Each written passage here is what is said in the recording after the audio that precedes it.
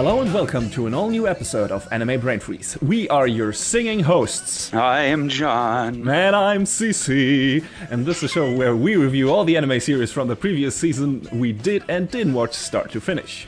Well, girls and guys, I hope you're ready to don your mystical armors and ride with us into battle, because today we're gonna review all existing seasons of Senki Zesshou Symphogear.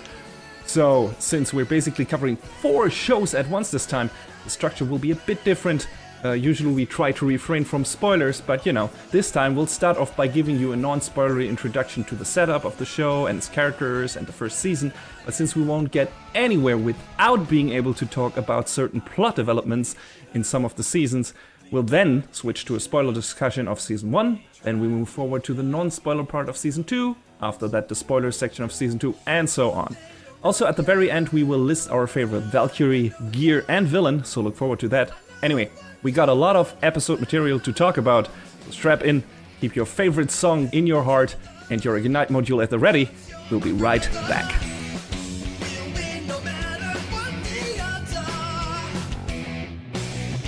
So, before we talk about the most recent season, as we said, we're going to take you back in time to 2012. I know it might be hard to imagine going back 5 whole years, but we're going to try and do as best we can. It feels like a century ago at this point, considering all the things that happened. Not only in anime land, but in the real world too. Man, you know, 2012, it was 30 years ago. Mm-hmm. Yeah, pretty much. So, back in 2012, in January of that year, this little anime appeared out of nowhere, Senki Zesshou Symphogear, and it seemed at first to be, you know, one of those, it's another magical girl anime, whatever, sure. And I don't know about you, but I put it off for a while. Oh yeah, me too. Almost until G started airing, actually. I watched the first 2 episodes of the first season of Symphogear, and then I went back after GX had aired, I think, or was just about to wrap up. I don't remember, actually, now I'm thinking about this. I don't remember if it was licensed on any platform at first. I think later on it might have been picked up by Funimation, and now you can watch the first 3 seasons on Crunchyroll, which is nice. Mm-hmm. Maybe someday they'll put the 4th season on there. That would also be nice. Eventually. But back before the advent of, you know, these big, wide, popularized streaming platforms, I had to, you know, watch it in other ways. Sorry for that, you know, everyone out there.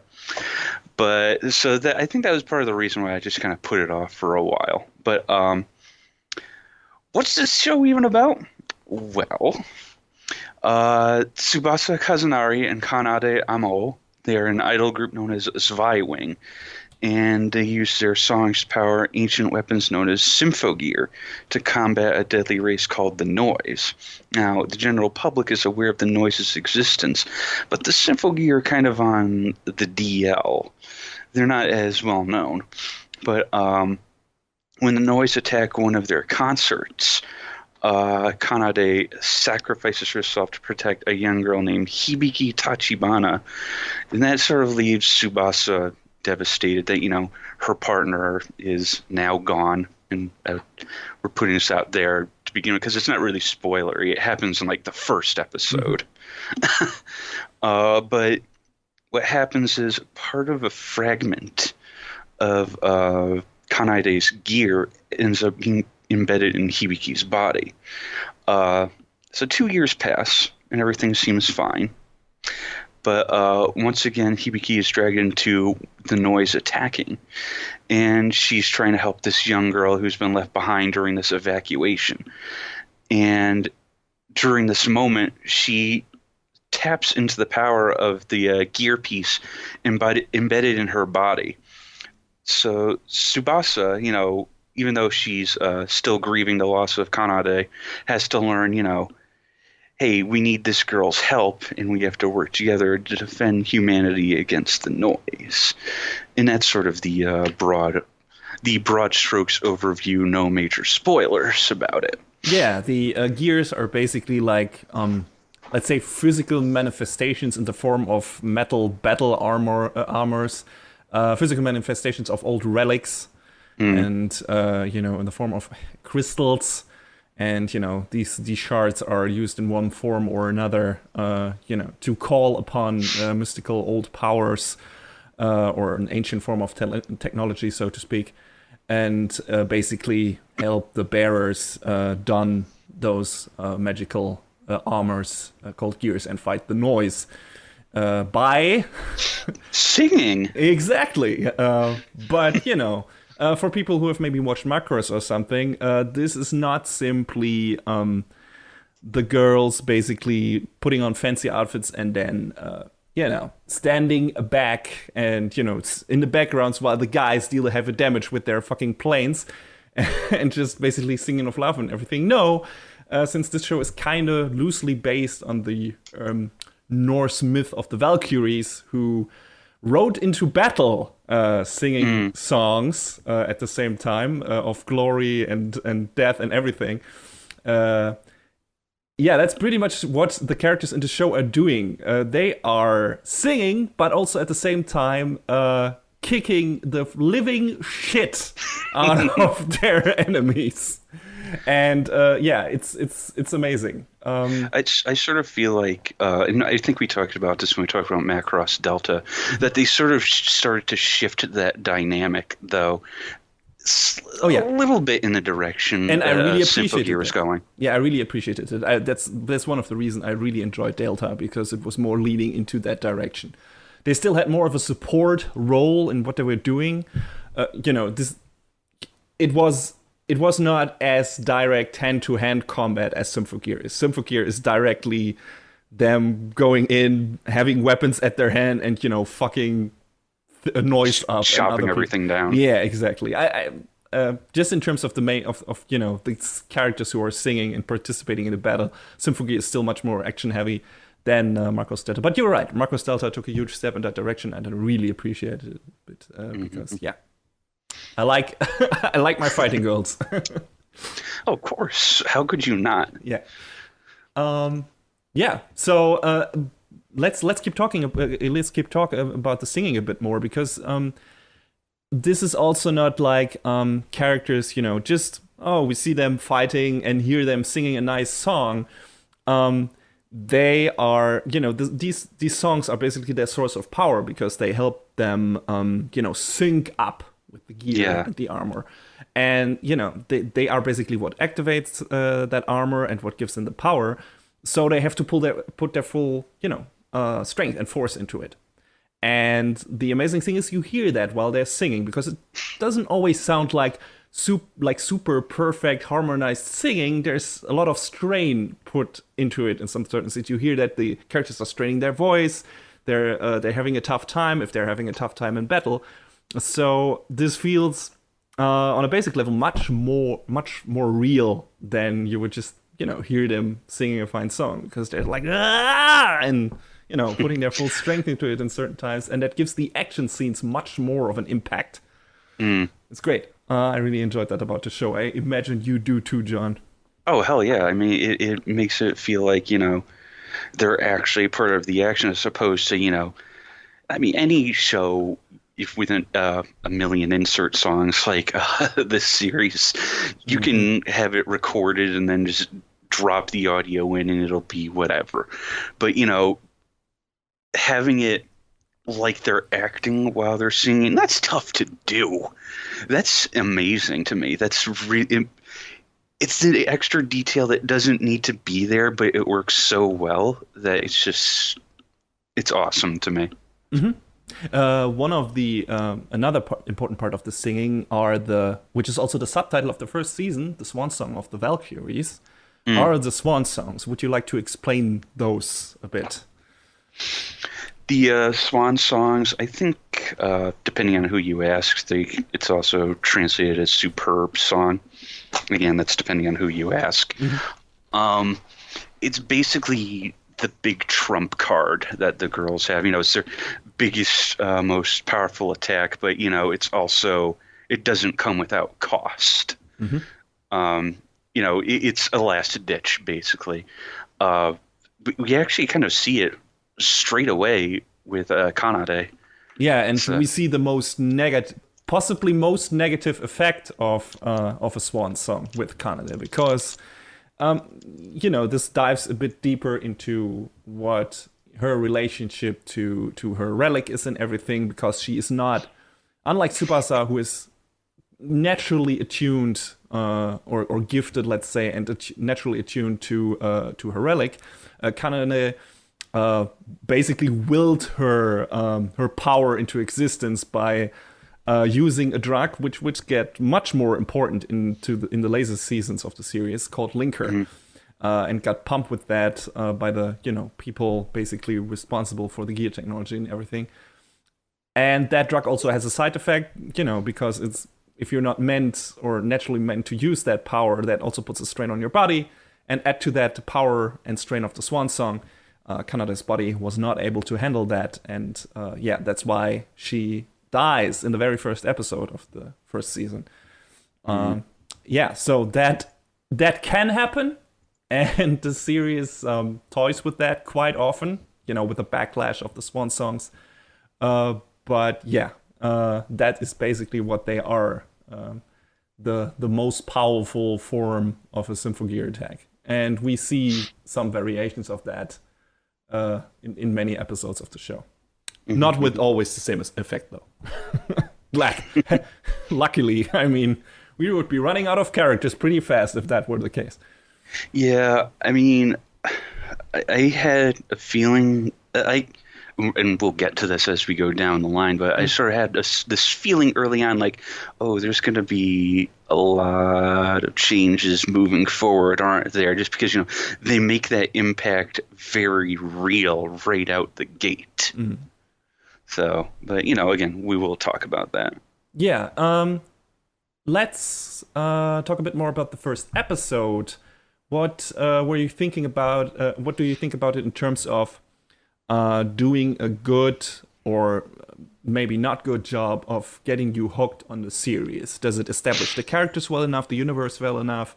Does it give it enough mystery that you want to learn more and everything? What did you think about the first episode? I guess it's hard to talk about one magical girl series without talking about another one, just because you can draw parallels between X, Y, and Z. A show that had aired about a year or so prior to this was everyone's big favorite, Madoka Magica.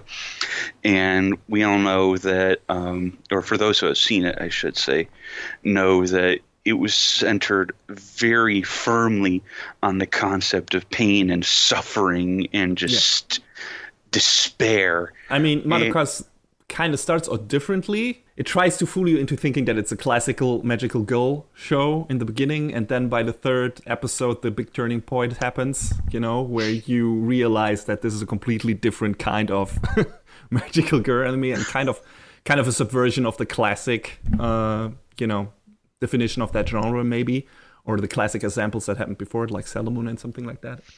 Symphogear, right from the get-go, is showing you,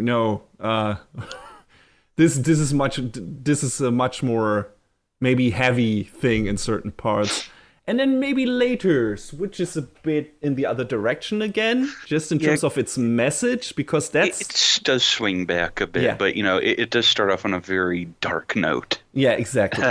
Note music. Get it? No, really, it starts, and that's also a thing. I just.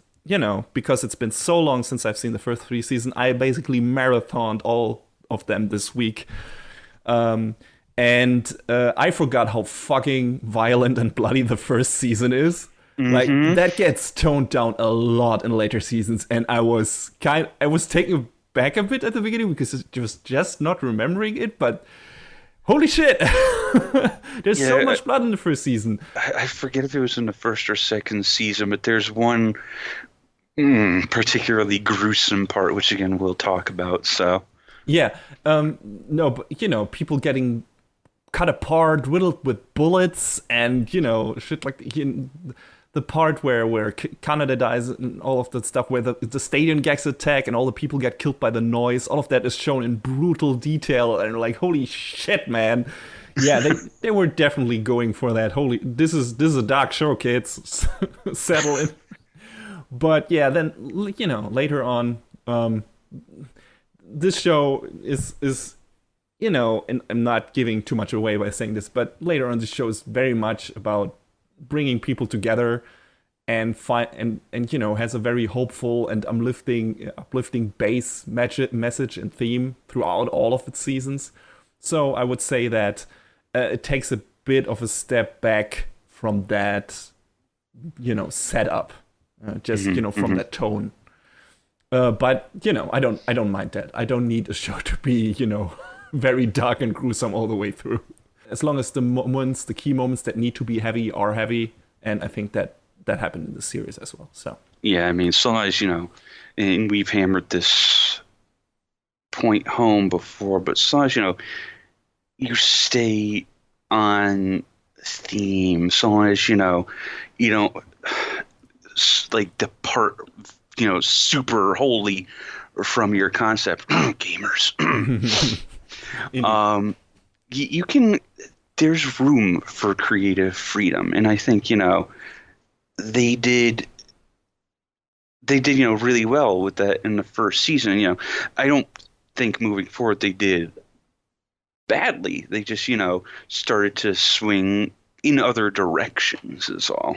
Yeah, sometimes more successfully, sometimes less successfully, but that happens with pretty much all long-running shows, I think, both in anime and in American TV and everything. So, yeah, I won't crush them for that.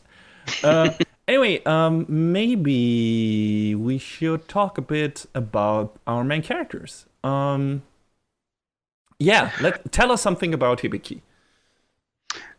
She's like, I guess the one thing you could say about her right off the gate is she's fiercely loyal to her friends and her family. She's just, it's very clear she'd do anything for them. And not even for that, for, innocent people. We see, or, innocent bystanders. We see that, with the little girl she tries to save, and then, the Symphogear comes out and the dynamic changes and shit starts to hit the fan. Yeah, everyone states early on that helping people is her hobby. So yeah, that's pretty that's pretty true. Also, it's interesting, the show has in the beginning not that big of a cast. It gets extended a lot in, as the seasons progress. But it's nice to see, like, even the small players that are there from the start always get a, little, side scene, even in later seasons. I appreciate that the, her not as important classmates, still have a little role to play in at least the second and third season. I don't remember if they were in the fourth season. I think they were in there for a very slight bit, as I recall. But, there's some interesting stuff with them, and it's fun. But I would say, the most interesting character in Hibiki's life is Miku, who is, basically her girlfriend. Yeah, exactly. I mean, okay, Hibiki and Miku are obviously a couple.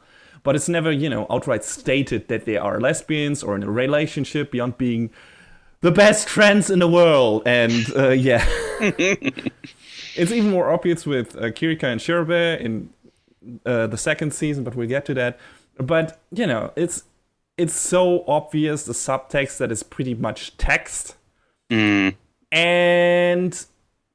I'm not a fan of not outright stating characters' romantic love for each other, because I can think of only two reasons not to do that. And Yuri on Ice did that the same, and that annoyed me much more in that show than in Tier, and I will explain why.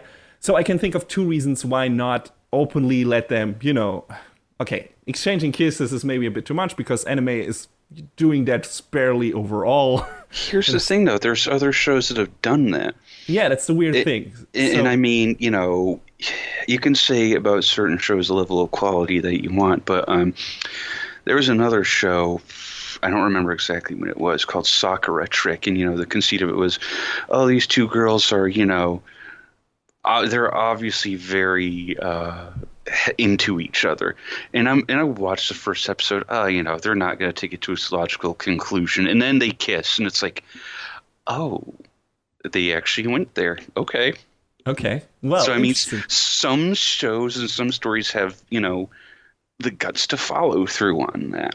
So I wonder why some shows are not doing it. And like I said, I can only think of 2 seasons why they're not doing that. Either it's a cultural thing, where maybe in a certain when the show is running in a certain time spot or is geared at a certain audience, it's kind of difficult or uncalled for or inappropriate to portray openly lesbian or gay characters being in a relationship on screen in Japan. I don't know if that is the case, and if it is, I guess there can't be anything done about that except give it time and hope for the best that changes. But the other reason I can think of why they're doing this, which would be much more commercially sinister, is they want to keep their female main characters pure, quote unquote, and desirable for the nerds so they can sell figures and other merchandise. And if that's really the case here, then a big fuck you to them. But I can't be sure about it. So yeah, just 2 theories. Please, some of our listeners, if you know more about that, enlighten us. But at least in Symphogear, the romance between several of the main female main characters is not the focus of the show. So them not diving deeper into that, besides trying to play them off as just really good friends who hold hands a lot and sleep in the same bed together and bathe together and hug a lot and say, "You're my life, you're my sunshine." So yeah, aside from that, I mean, it's not, because that is not the focus, or not the only focus. It's not as distracting or annoying to me as it was in Yuri on Ice, for example. So yeah, I don't know how you felt about that. I assume it didn't bother you either. I mean, this is a pet peeve of mine. I don't think there are many people who are bothered by this overall. So yeah, I mean, should they just embrace it and go crazy with it? I mean, I wouldn't care. I'd be fine with it. But in the same, respect, it's their story to tell. Exactly. So yeah, that's true. Yeah. And I mean, sure. But the other focus of Symphogear are obviously the battles. And that's, of course, what got me pulled in right from the get-go, watching the first episode, which is really well animated. I don't think the first season doesn't get as good animation-wise again in its runtime. The second season definitely has, and the coming seasons overall have definitely some high points that reach that same level. But I think the first season never looks as good again as it does in its first 1 or 2 episodes. And still alright, still good, still a lot of cool scenes in that show, in that season. But the first 2 episodes look really good, especially action-wise. And yeah, what did you think overall about the action choreography in Symphogear? Yeah, I mean, it's a show that it definitely looks good when it needs to.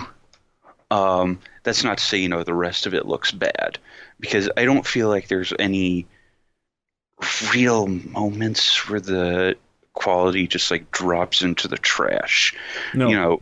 I mean, there are other shows where we could definitely say, "Oh man, that looks awesome," and then in the next cut, but there's a show this season that I kind of feel like that sort of happens to, and it gives me a weird sort of sense of animation whiplash, where it'll look fucking cool, and then maybe 10 seconds later it's like, what were you guys doing in this next cut?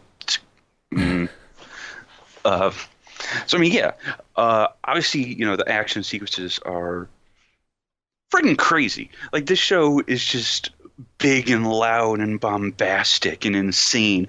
So later on, like when we talk about, the latest season, but there is a scene in the very first episode that, Jesus Christ, man, they just went to 11 right away, and it blew my mind.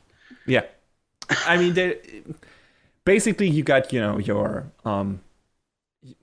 each gear has a different forte, so to speak, where it's like, Tsubasa uses swords, Hibiki uses her fists, basically, martial arts, really good looking martial arts, classic martial arts with choreography that I recognized from classic martial arts movies, and there's a reason for that. Yes. Because she learns to fight basically from the commander of the government division that they're taken in by, who are responsible for Symphogear and everything. The second disaster relief division or something, I think it is. Later renamed it to Song. But Commander Genjiro, the manliest man to ever manned. Genjiro is great, and I love him. He's fantastic. I don't know why is it ever explained why he's so fucking strong? Because shut up. Yeah, exactly. He's just a god-tier martial artist, and one of his most epic one-lines, or let's say, statements that he utters while kicking someone's ass is, "Eat, sleep, and watching movies. That is all a true man needs." And I'm like, yeah, yo, my soul animal. And be very good friends with Hideo Kojima. Yeah, pretty much. No, he basically watches a lot of martial arts movies and is a great martial artist, and he teaches Hibiki how to fight. So she basically does classic martial arts stuff when donning her gear. But there are also later other characters joining the fray that also add different weapon varieties to the show. So we got a lot of different combat scenarios and action choreography with the different weapon types clashing against each other and stuff like that. So it's, there's a lot of variety in the battles, and, it always gets, I wouldn't say, consistently upped with each season. Like, we get some upgrades to the gear, we get some, different looking gear stuff and everything, and some powerful combination attacks and stuff like that. And there's just always something new action-wise in every coming season to look forward to, and that would make it cool. That's nice. That's really good stuff. That's cool action choreography. That's a heart-pounding scene. One of my favorite action scenes we'll get to in one of the later seasons. But yeah, generally, Symphogear has some of the best action scenes, action choreography I've seen in anime. Not necessarily because the animation is so good, there's really good animation in there, but just in terms of how the scenes are constructed and, where the characters are and everything, and the direction and stuff like that. So, yeah, really enjoyed that about the show. Not everything is, super stellar, but it's on a very high level, and certain scenes and confrontations are even above that. So, yeah, there you go. Lots of good action stuff. Should we talk about the staff first? Yeah. Because okay, so one of the big consistencies with the Symphogear series has been that it's basically been the baby of the studio Satellite, whom we've talked about before during we are talking about Macross Delta, and they've done a whole bunch of other stuff like the Aquarian series, Moretsu Pirates, Fairy Tail, Gankutsuo, which that was a show that was a little too trippy for me, but I love that show. I need to watch that. Maybe at some point I should go back and try watching it again, because I tried watching it when I was considerably younger, when it was still new, and I just was like, It's one of those. It's one of those adaptations of classic literature material that takes this basic story and puts it in a completely different scenario, and adds enough to it to make it even interesting for people who know that story. And a lot of anime have done that, and I really like anime trying their head at adapting classic literature material. I wish there was more of that stuff still around, because I just like these classic stories being told in a new crazy way, and Gankutsu did that, and I really enjoy that. That's kind of like, in school I had read, all sorts of Shakespearean stuff. And in high school I watched the Romeo and Juliet movie, the one with Leonardo DiCaprio. Yes. And at the time, I was just kind of like, meh about it. But then I watched it again in college, and I was like, why did I crap all over this? It's actually a really interesting, take on it, and the way it's set and the way it's shot. And I don't know, I was a stupid kid. I mean, I basically am still stupid, which I'll freely admit to, but I feel like I have a little bit more taste, maybe? Question mark. So, I guess just chalk it up to me being a kid and not wanting to try new things. Yeah, maybe it's always, and that's why I say maybe go back to Gankutsu. It's always worth to revisit certain stuff that you maybe weren't too fond of, or that didn't, get you hooked in the beginning, and maybe see if now you're in the mood for checking it out. Maybe that'll be a discussion in our next episode. Yuck, yuck, yuck. But yeah, a couple other things that Satellite have / are going to work on is the first season of Log Horizon before they handed it off to Dean. Yeah. And they worked on / are working on, I don't know their timeline of work, but there's a show coming up next season called Hakata Tonkotsu Ramens, so I'm actually interested in checking that out when it airs. I haven't heard about that yet, but when it airs, I'll probably check out the premiere, maybe. We'll see. This was also the only season of the show that they worked with another studio called Encourage Films. Mm-hmm. One of their major credits is Big Order. Oh boy. Well, I've talked about that show before. I also retweeted on my personal account and on the podcast account. Arcada of Glass Reflection talked about the show in his week of awful, and he had things to say about the show. Yeah, rightfully so. Big Order is a bad show. Not even good bad. Yeah, in some parts it is, but not enough to make it worthwhile, even for people who hate watching anime. Yeah, so, it just wanted to be a fusion of. I think the way I worded it was it wanted to be a fusion of Code Geass and JoJo's, and it was neither. Yeah, exactly. Pretty much that sums it up. But yeah, I mean, stepping up from there, some of the other stuff they worked on was A Centaur's Life, which apparently people liked generally, as far as I know. I started checking out that show, but I lost track of it and didn't go back to it. So, as well as I think it was a show airing this season, or like maybe 1 or 2 seasons back, a show called Love Rice. Heard about it, but checked it out. And talking about Encourage and Satellite is all well and good, but let's talk about some of the important people who worked on this. Actually, no. Before we do that, the first season was directed by a guy named Tatsufumi Ito, who worked on stuff like one of the Negima OVAs, one of the seasons of Shugo Kara, which is another one of Satellite shows. And he did a lot of episode direction on various other shows. Moving forward, though, there was a different director, Katsumi Ono, and maybe going back to what we were seeing earlier, maybe that's why the direction of the show felt like it changed a little bit. I'm not sure. Yeah, and I feel he had to find his footing first, but we'll get about that when we talk when we talk about G in the second season of Symphogear. Right. Now, the moment I've been actually wanting to talk about, because I find this super interesting, two of the original creators of this show are Akifumi Kaneko and Noriyasu Agematsu. If you know those names, you're probably intimately familiar with the RPG series Wild Arms. Hey, this is one of your old favorites, right? I remember you talking a lot about this. Mm-hmm. Agematsu was mainly one of the composers, and he's worked on some other shows like Bang Dream, Moretsu Pirates, a couple of the Nanoha series.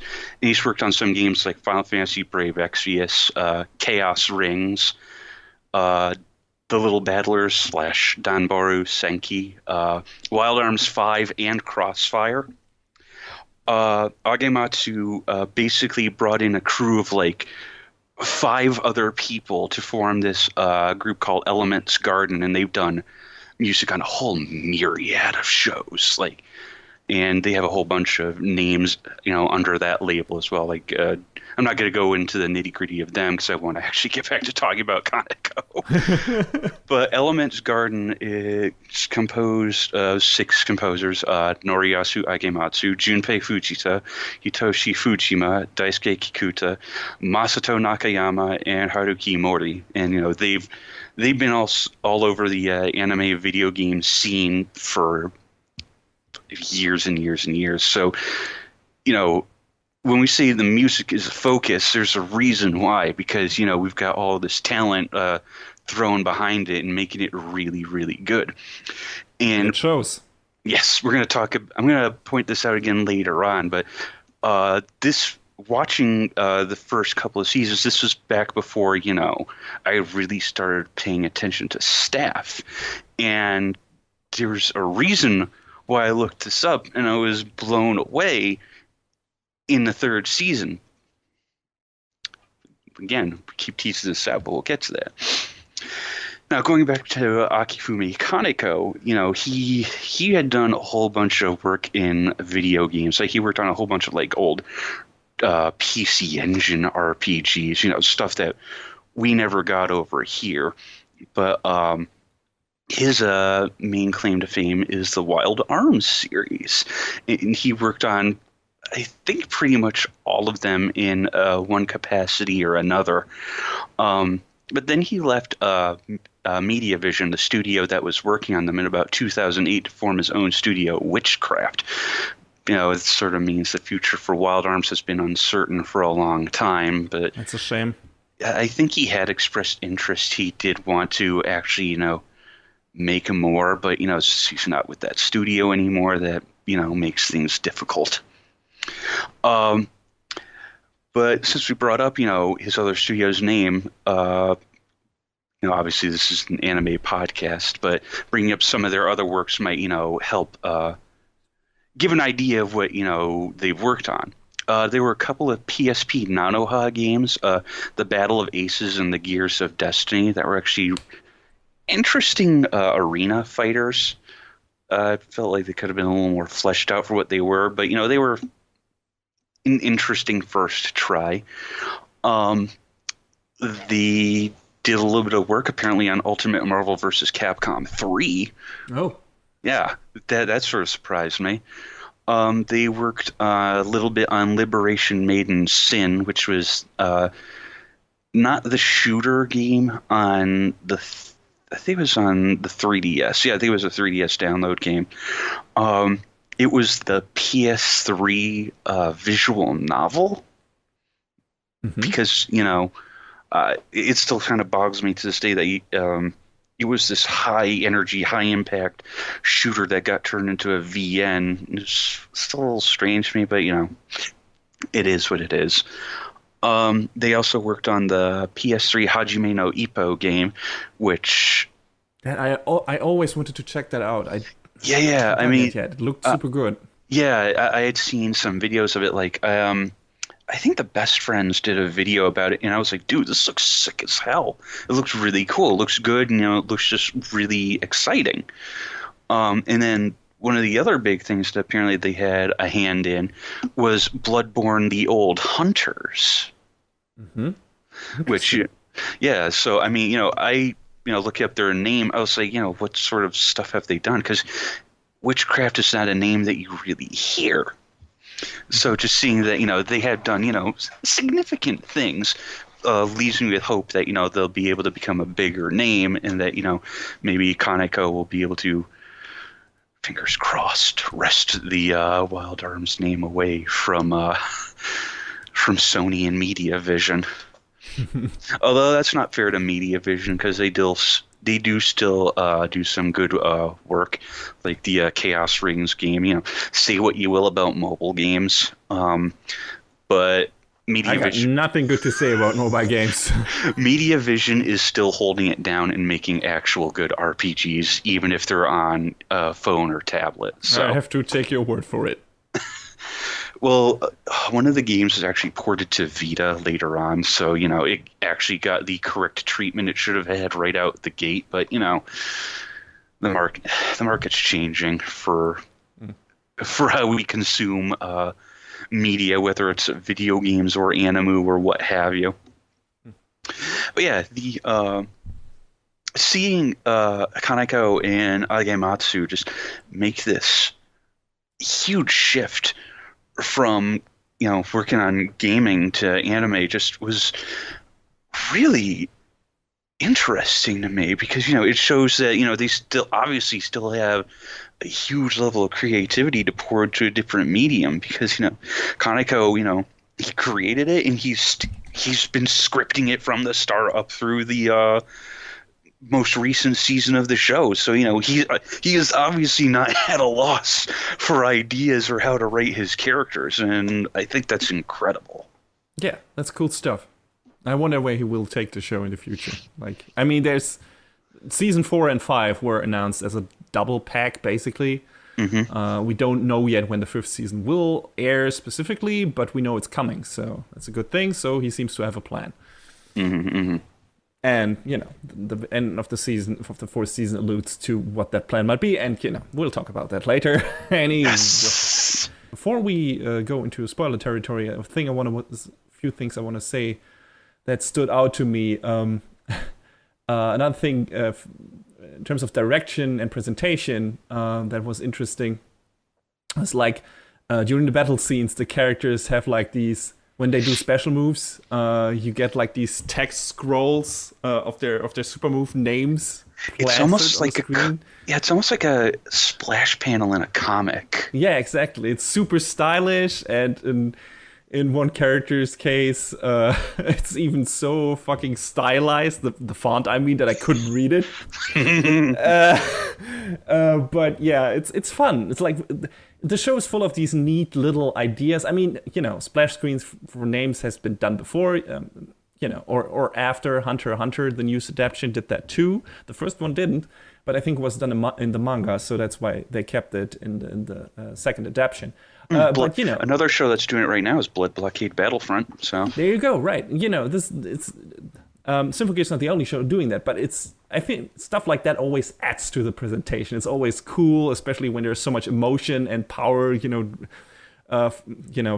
into those battle scenes and everything. So yeah, I thought it felt really well to emphasize certain moments, and the names of the special moves are all ridiculous and fun and cool and cheesy, and I love that. And might be a Street Fighter reference, might be reference to something else. Something that stuck out to me too when watching the first season. Hibiki is when doing the training montage with Genjiro, she's wearing like pretty much the same outfit that Makoto from Street Fighter 3 is wearing, with the scarf tied around her neck, and you know. I didn't really think of that before, but you're right. Yeah, so it has a different color, I think, but it's still fun. So yeah. Good stuff. You know, there's like these little Easter eggs in the show that makes you think, oh yeah, I know what the director was thinking when doing that. So fun stuff. Also, you know, again, cool characters we already talked about, you know, or kick-ass side characters we already talked about Genjiro, but another cool side character who has not the biggest role but is always there when, you know, when things get interesting is Ogawa, who is basically set up as playing the manager for Tsubasa, you know, in her idol role, but he's also a kick-ass ninja. And there's some scenes in the show that, you know, some could be throwaway scenes, but they always do a really good job to just, you know, make him seem like, why isn't that guy on the front lines? He's like a super badass, and he doesn't have any special powers. He's just, you know, a ninja, I think. So. Yeah. Cool stuff. So, there's, a lot of cool and funny side characters in the show that are not part of the main cast. So that's also a thing that I really appreciate about Symphogear. It makes the show and the universe that it's set in feel really alive, because it's populated by so many interesting people. Yeah, I think it's time we move into our first spoiler section, and I'm gonna put the timestamps for each spoiler section, or all the sections in general, in our episode description. So you can look them up when when downloading the episode from Libsyn, or from when checking it out on SoundCloud, or on YouTube, on our homepage. It's all gonna be in there. And if you want to skip these spoiler sections because you want to know more about all seasons but don't want to know everything, then please look at the episode descriptions on the respective sites where you download this episode, and you'll be able to skip to the non-spoiler sections. All right, let's get into the nitty-gritty for season 1. So one of the most interesting characters is the villain of the first season. Her identity is given away or hinted at pretty early, or let's say that it's hinted at who the villain is pretty early, not what actually her deal is and everything. But there's like a scene where an item is procured and there's blood on that, and you're like, okay, something is up with that character. You don't know what yet, but you can guess that pretty much she's the puppet master. That character is Fine. Her identity is kept kind of a secret in the beginning, and then we get like this clue, and then the show takes kind of a long time playing around with us knowing this, but the main character's not knowing it. And as a viewer, you're wondering, okay, when is she gonna reveal herself? Like, it's pretty clear that she is the villain. So I don't know why the show is taking so long to making that public. I don't know. How did you feel about that? I mean, I sort of like the idea of what we in the writing business call dramatic irony, when we know more than what the characters do. Yeah. I mean, there's obviously a limit to how far you can stretch it out. So I think the show that's 12, 13 episodes. Yeah. You can't obviously take that all the way to the end. So I sort of felt like they let it go about as long as they could before it was like, okay, come on. They could, if they had stretched it farther, the characters would have looked really stupid. Yes. So, and it never gets to that point. Like, it's like, okay, that person handles herself really well and plays her part really well. So, okay, all right. I can see why they wouldn't, make her out to be the culprit from the beginning. And Gendro suspects her early enough, or has his suspicions and then confirms them. And but she's an interesting villain. Her motivation, it's pretty crazy. Like, if you want to get down to who and what Fine actually is, like she's kind of an inherited consciousness that is, handed down through generations. Like, there are several people who have her genes and can awaken to her consciousness at some point, and their real self get discarded, and Fina is taking over. So she's basically like this old mystical consciousness that lived in ancient days, and it's even crazier than that. And that is linked to her motivation. Why is she doing what she's doing? Why is she what does she want to do with the Symphogears? What does she want to do with the relics? And what is her goal here? And we have to talk about that to get into, because it becomes an integral part in the later seasons and the motivation of the other villains or antagonists. Basically, the setup for her character is that she was a priestess in the olden days, and they she was part of constructing the Tower of Babel, if I am not mistaken, trying to reach God or something like that. Or she was something along those lines. Yeah, caretaker of his. I think it was something like that. And if you know the story about the Tower of Babel of everything, man's hubris constructing this, trying to reach God, and God was so angry that he confused man's tongue, so they wouldn't be able to understand each other anymore. And that the tower was destroyed and everything. So that's basically what happened. And that is the basis for the show and the villain's motivation, because she, after this happened, she was so distraught because humanity wasn't able to talk in the tongue of God anymore and communicate with God anymore. So she is trying her damnedest to overcome this curse of Belial, I think, what it's called in the show, and be able to talk to the Creator again and confess her love to him.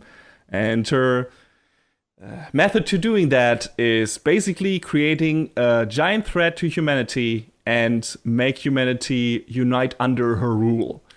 So this is like the most super villainous villain motivation I have seen in quite a while, and I had already forgotten about this, and that is pretty much all revealed in the final two episodes, and it's super crazy, but it fits the cheesy nature of the show. It was not like this was, it came out of left field a bit, but it was fun, and it was like, oh my god, this totally doesn't fit the show. Like, no, this show is crazy enough that I'm like, yeah, okay. Yeah, sure, why not? You just sort of look at it and you're like, it works. Yeah. So, yeah, that was fun. Fina overall is a fun character, and she is the reason that another character is added to the main cast, and that is Chris Yukine, who, is another gear user and first works for Fina, and is, has a difficult past, and is, trying to right some wrongs, and she thinks Fina gives her the power to do that, then realizes that's not the case. And so that's pretty much what's happening. And the first season is about the characters clashing with Chris, and then once she's added to the team, it gets revealed to who among the main cast Fina is, and what her deal is and everything, and then they have to unite to fight her. And yeah, I think it's just in terms of direction and plot progression, it's handled pretty well. Like, the characters have an interesting arc. First, you have Tsubasa having to get used to Hibiki having inherited Kanade's power, and not liking that because she feels like Hibiki stole it from her. And that's character-wise, is some of the interesting and strongest stuff, because you understand where Hibiki is coming from, and just wanting to help people. You understand where Tsubasa is coming from, because it's also hinted that she and Kanade were not only friends but also lovers, and a pair, or in love at least. And so that's all interesting and good, and that's a good arc. And then Chris joins the fray, who has a troubled past, and her switching sides and becoming a more positive character is also pretty well handled and realistic, and it doesn't happen like out of nowhere, like, okay, now I'm good. As that happens with some characters in anime, it doesn't with her. So it's good. And as crazy as Fina's motivation is, I enjoyed the way her character was handled too. Like, the build up, how she's portrayed in the beginning, the mystery or semi-mystery around her identity and everything. So yeah, what did you think about the overall plot of the first season? I went into this show not knowing what to expect. So, the overall arc, of the characters learning to get to know each other better, and the reveal of Fine, I just sort of felt like, for what it was, it all just fell into place the way it needed to. Everything that surrounded it, like the action, direction, and the music, it just sort of helped to elevate it to be more than just another magical girl show for me, because this has basically become one of my favorite shows of probably this decade. If you ask me, what 5 anime should I watch, one of them's the list is in there is going to be Symphogear. So I can understand that. Yeah, so the first season is a really good hit-off point for the show. The later seasons always expand on the mythology and everything, and on the lore, and the universe gets bigger and bigger. But just for the setup and start-off point, and introducing to you through the mythology and everything, it feels cool. Like it's a neat fantasy anime, and starts out not super small, but in a smaller way than it's later on, and the seeds for later story developments are there. And it's super fun stuff. Don't take it seriously, please. That's not what this kind of show is. Like, there's some more serious parts, and it's interesting. But you already can see in its first season what the style of that show is, and it pretty much adheres to that through all of its seasons and all of its runtime. A lot of the questions that are raised in the first season are pretty much answered. But then, with the coming seasons, you get new one and everything. But in the first season, we already get our answer to, who is behind at least on a surface level, who's behind the research and the gear stuff, who is behind the noise, at least, this version, who noise are basically what they are is like this ancient evil weapon created by ancient technology and everything. You have heard that in another anime before. And there's basically this staff that can open a portal to the world they reside in, and yeah, that's why they appear in our world. So stuff like that is explained, and then later seasons that stuff is added to that as well, and we learn new things and new revelations, and it never rests on its laurels, so to speak, story-wise. There's always something new we learn about its world and where it's going and everything, and it's cool. Oh yeah, one of the most fun and funny things in this show, which relates to our villain again, is for some reason, and they keep doing that, or let's say they keep that plot point for the later seasons as well. There's like this arms race between Japan and the USA, kinda, when it comes to Symphogear technology.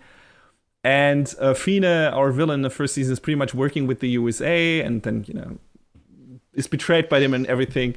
But yeah, those filthy Americans. Those filthy Americans. But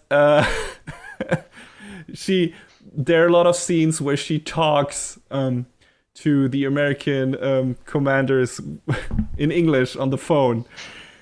And boy, if you ever have heard more ridiculous and outright funny English in another anime, please tell me, because I have not.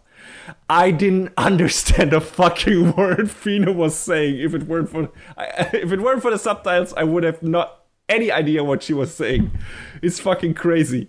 I mean, the guy who, plays the American lieutenant or whatever, does a decent job, I guess, at least in certain parts. But holy shit, I don't remember who the voice actor for Fina was, but nope.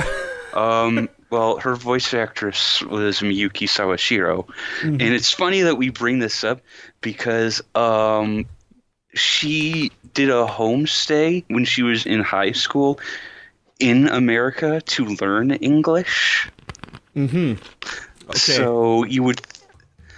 I love Miyuki Sawashiro to death, but you would think her pronunciation would be a little bit better. And maybe the script sucked too. That also could have been the case. Yeah, might have been a part because the subtitles rearranged some of that. The Blu-ray subtitles rearranged of that translation too, like maybe to make it just more coherent. Exactly, like this characters wouldn't say that. It doesn't make any fucking sense. But yeah, I mean, complaining about other people talking in languages foreign to them in a very bad way is kind of hypocritical considering how bad we speak Japanese. But still, it was just funny. It was just super funny because I am usually pretty good when it comes to understanding Japanese people talking English, but no chance with her, none whatsoever. Lady, what are you saying? Yeah, amazing stuff. Like, if there's a highlight reel for that on YouTube, I don't know. Please look it up. It's great stuff. It's really entertaining. So yeah, I think that got us pretty much covered on the first season. We got three interesting main characters by the end of it, and we got an interesting villain, but she gets disposed of pretty much finally at. I mean, she's brought up again in later seasons, but, that version of her is done. And, we move on to the second season, which is Symphogear G. Mm-hmm. And, so we go back into non-spoiler mode now. So we, right from the get-go, we are introduced to new important players, as it turns out. 3 new girls and gear users called Maria, Shirabe, and Kirika. And Maria's, first episode starts off with Maria being like an idol to joining basically forces with Tsubasa in a concert. And then revealing herself as basically the new inheritor of Phoenix genes and head of the terrorist organization that is also going by that name, who wants to take over the world. And she dons a black version of Hibiki's gear, black gun gear, and it's called black gun gear, or Gungnir. I don't know how it's pronounced. And that's that happens like right from the get-go. Like, holy shit, we're gonna take this to the next level, right? They're like, basically, we got our trio of main characters, and now we have a trio of bad or evil, quote-unquote, gear users who stand against them. And basically, they battle it out several times during the season, and there's again a lot of action happening, and we find out what the motivation of Maria and the group is. They are working together with other people. Her commander is a person they call Mom all the time, or Ma'am, but who's later revealed her name is Natasha. And they were also part of an organization, researching gears and relics and everything. And another character who is pretty much in the second episode revealed to be a bad guy. Like, I'm not giving much away there either. Like, if you see him, you probably guessed that too. In the first episode, you might be, it's kind of ambiguous because our main characters are trying to rescue him, but then in the second episode, it's like, okay, no, this is one of the bad guys. It's Dr. Ver, and he is a very special person. We'll talk about him later again, I promise you that. But those are our new antagonists, and as you're probably guessing correctly, the goal that the bad guys are setting in the beginning is not their end goal, and we get to that in the spoiler section. But that's also plot part of the second season, and the different characters clashing against each other. But you also got some neat little character moments with our main characters, and aside from all these new characters, which have really cool, distinctive designs, like I think in general, like the gear armor is the reason for some of the coolest character designs in anime, maybe in general. But I really like the battle armors in Symphogear, and the new 3 characters are no exception. Like Black Gungnir looks really good, and Kirika and Shiorare also have really distinctive designs. Kirika, for example, who has like this horror gimmick, I would say. She's like supposed to be like this little witch girl, and her armor like reflects that. And how she is always, ending sentences with death and death, and it's like she's overpronouncing death with this, which is of course a pun on death, because that's the same Japanese, but at least pronunciation wise.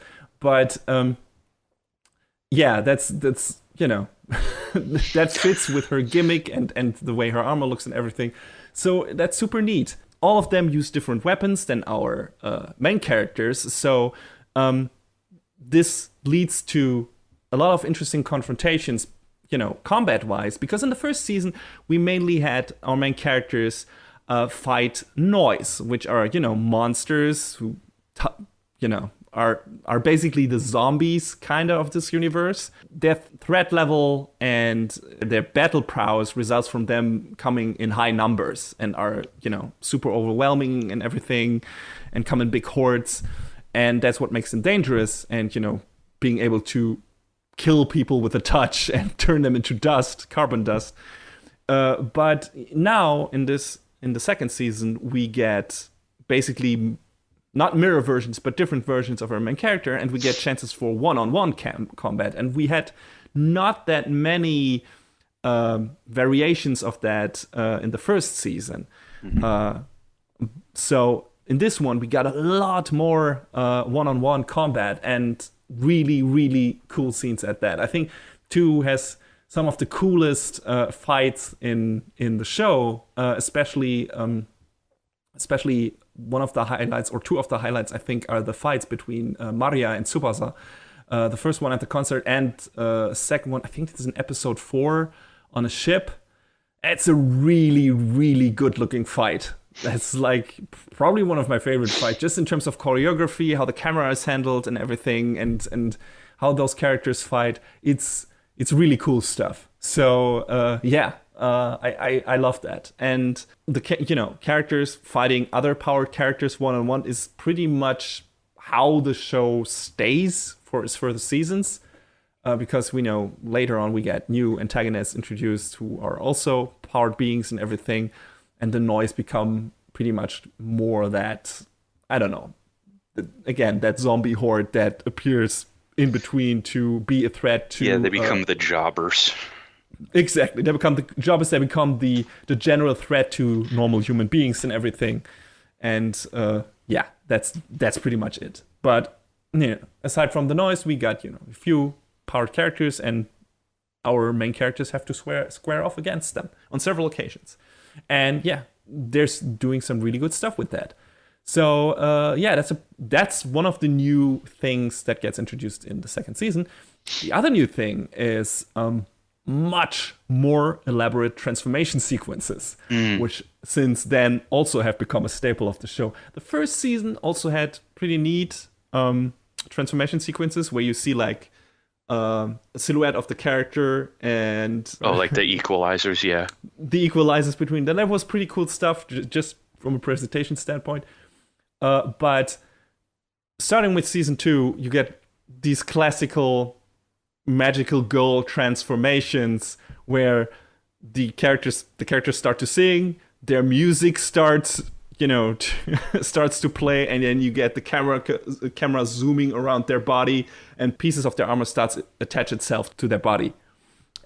And that is a bit, those sequences are a bit oogly in certain parts, zooming in on certain body parts of the characters, but animation-wise, they look really good. Like, there's a lot of effort put into those transformation sequences, and you have to appreciate that, at least, when it comes to the people who worked on that.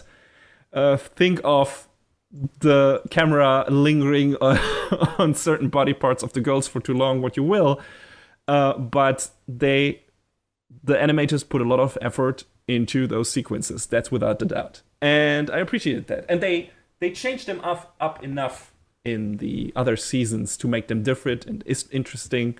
And it's cool stuff. That's also. What did you think about the transformation sequences when compared to the first season? I mean, I felt like a lot of things about G were basically the logical next step, including that. So I guess I wasn't too surprised when, we had more, I guess you could describe it as like a classically inspired transformation sequence, as it were. So I guess I wasn't too put off by it, but I could see, why some people might be like, it's a little, for a show that's, doing its damnedest to be a little bit different. But I don't know. I thought, again, they're well animated. They're there to be there because it's a staple. I mean, again, like I mentioned before, that might have been up to the change in direction. So we get, like I said, we get new transformation, we get new characters, we get a lot of new songs. In that regard, the season ups the ante in a lot of ways. Plot-wise, G feels a bit like an intermission, in my opinion. I felt like compared to the straightforward, well-structured plot of the first season, this one is a bit of a jumbled mess at times.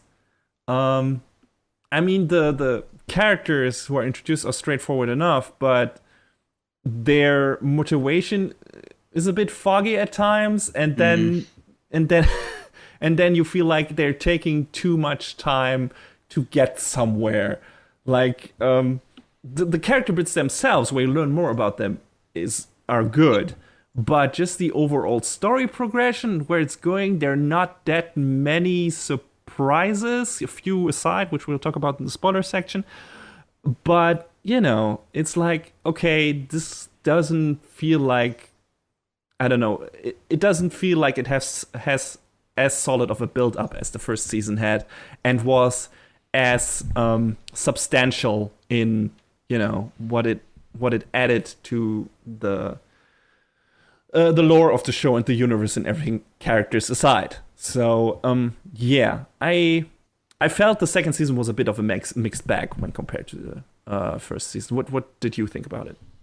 And I see where you could feel that way, because it was definitely more of a assembling the crew sort of season.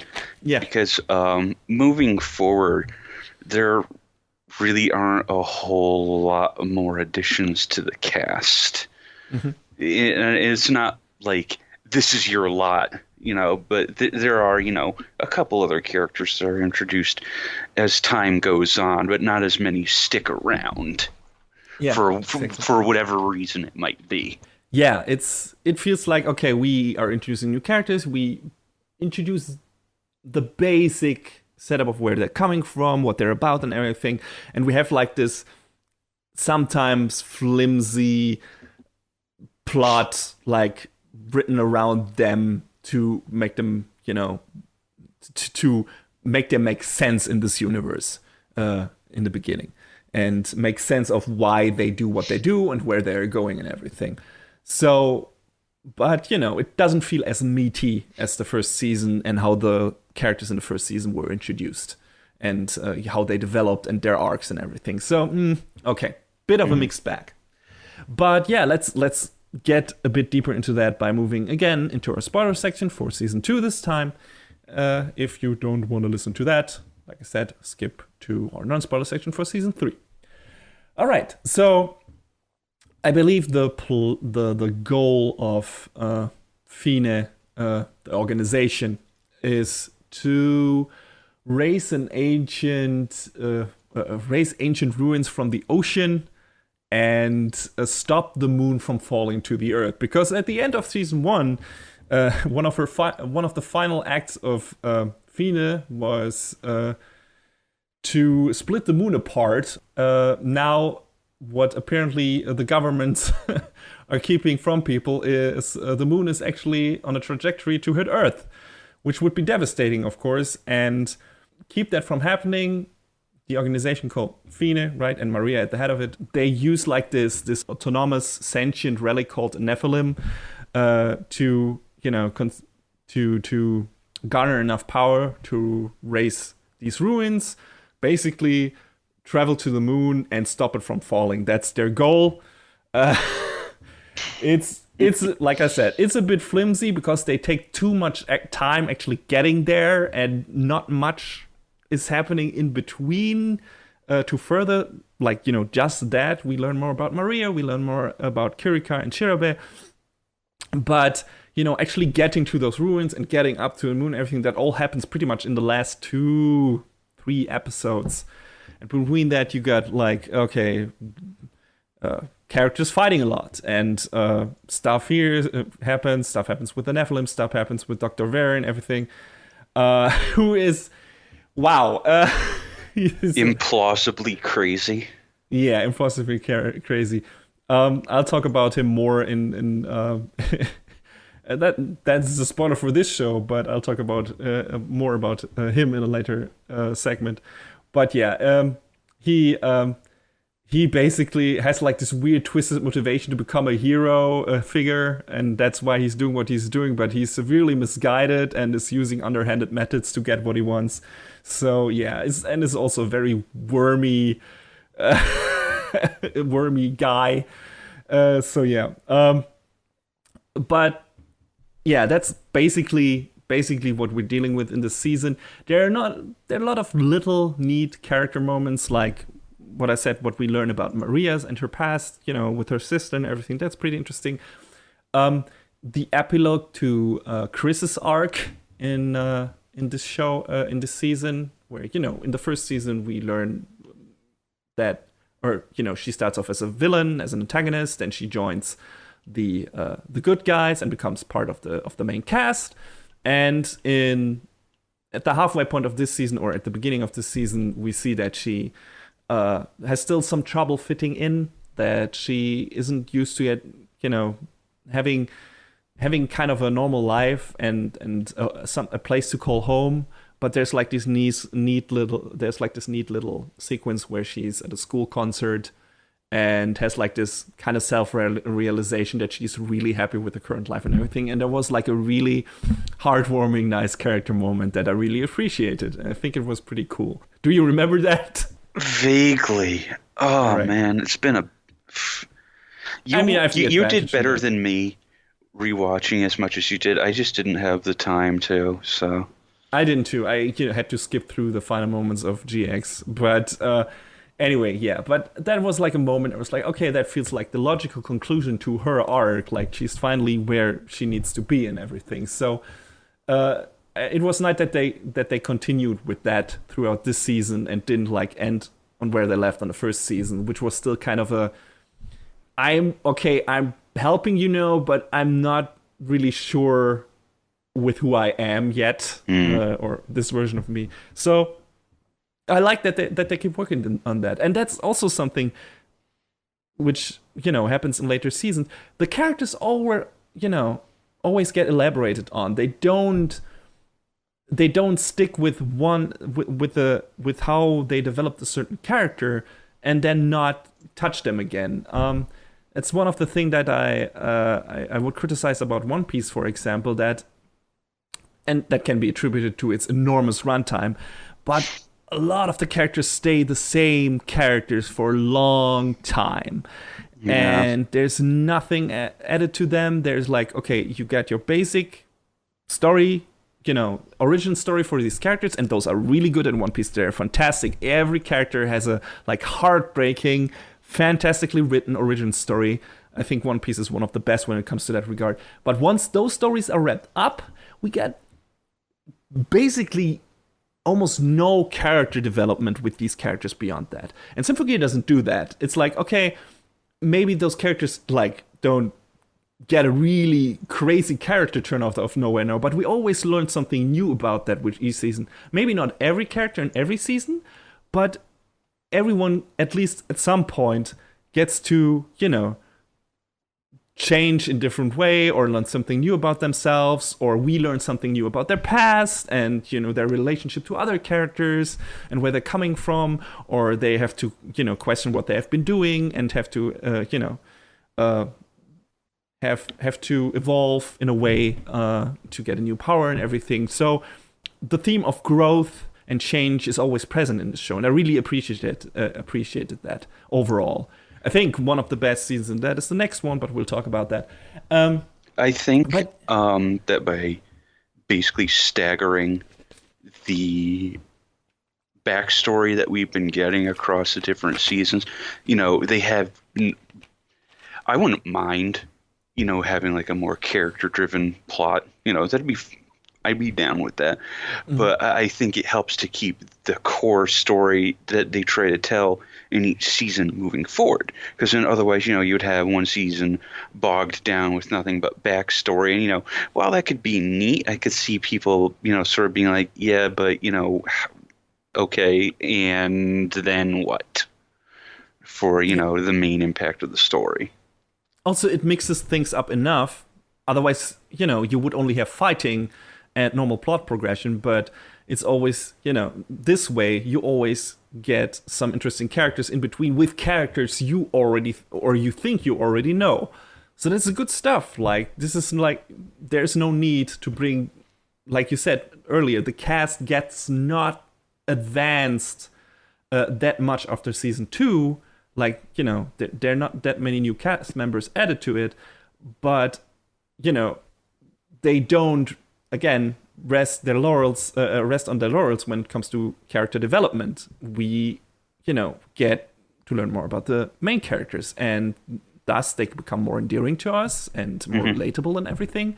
So that's good stuff. That's like, they didn't, for a basic action show, they didn't have to do that maybe. All they needed to do was to create good action scenes and a good villain and good plot points. And I think they did not do as good of a job in season 2, like I said. But then again, you can attribute that to maybe having a new director or partly new crew and everything, and they had to find their footing again. And season 3 did a much better job in that regard, and we'll get to that. But it's just overall, the show does a really good job at giving you something interesting to learn about their characters over and over again. So cool stuff. In terms of more cool character moments in this season, because like I said, there are several. There is like a giant what the fuck moment in the second season that comes out of nowhere and leads to a really awesome moment when the not fully realized, but, you know, a version of the Nephilim, which is like this hulking monster, just Hibiki fights it, and then he suddenly bites, you know, when she punches him, he bites in her arm and just tears it off. God. And it's like, what the fuck is happening? Thinking about that scene is still painful. Yeah. It's really, it comes out of nowhere, and it's really surprising. It's like, what the fuck is happening? And that leads to new development and everything. And I mean, the crazy shit is you know, they don't dwell on it. You see him chewing it down, and it's like, or you see it chewing her arm down. It's like, Jesus fucking Christ.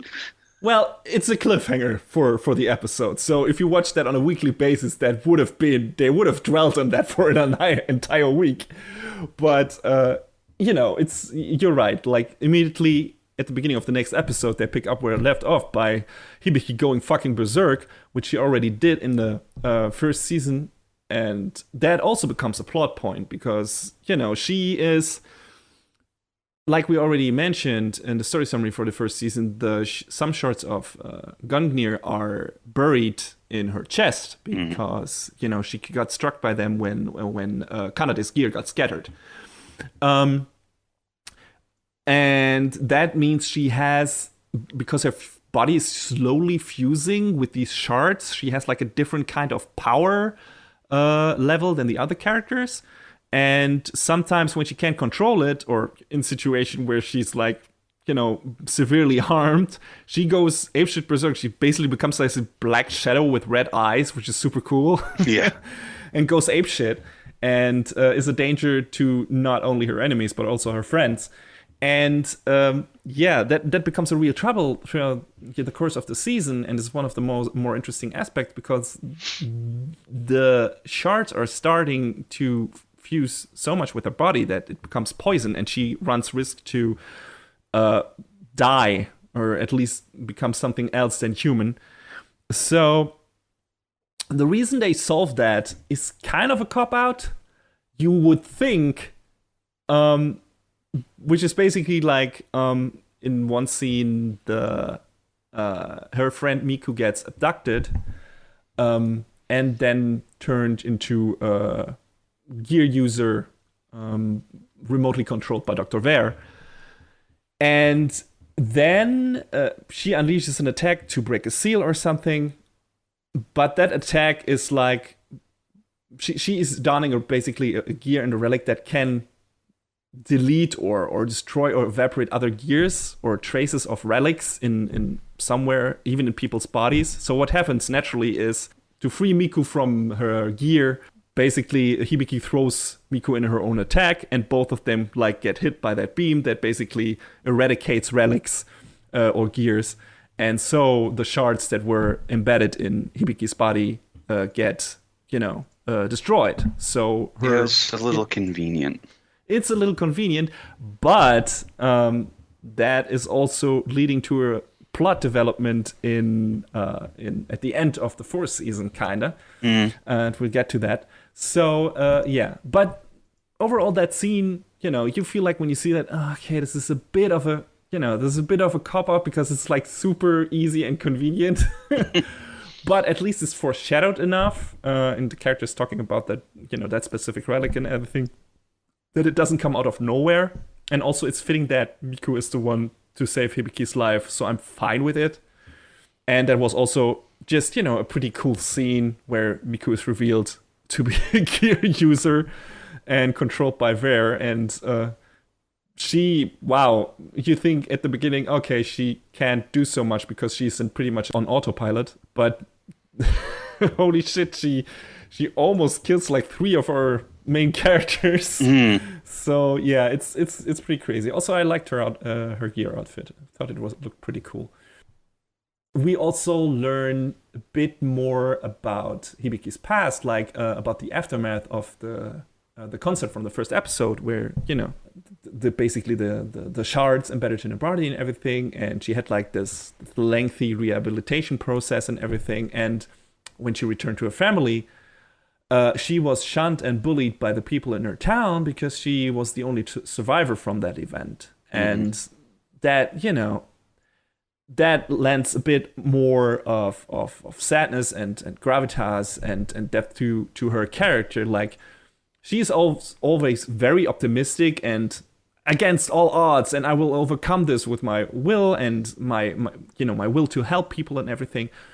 And you wonder if that is that like a natural thing for her. But with this, you learn that, okay, she had to overcome a lot of hardships. It's not like she had, aside from being in that horrible accident, it's not like she had a super happy childhood. She had to fight basically to become so positive and stay so positive. So that makes her a much stronger character and makes her look even, cooler, and makes you want to root for her even more.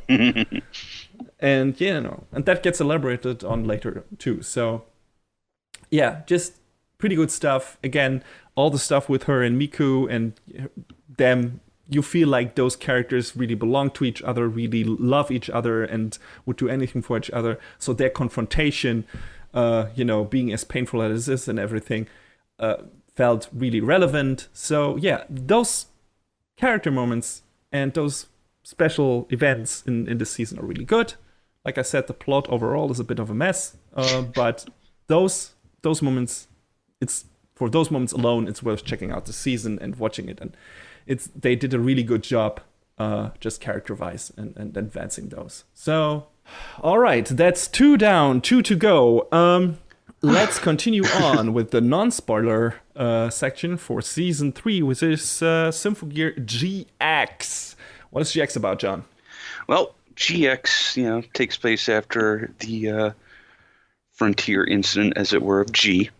And everyone believed that, the noise was gone and everything was okay and fine again until one day when, there's this new pattern detected that's similar to the noise, and the girls are confronted with a new fiend that's called the Alka noise, which is a fusion of their previous enemies and, the arcane art of alchemy.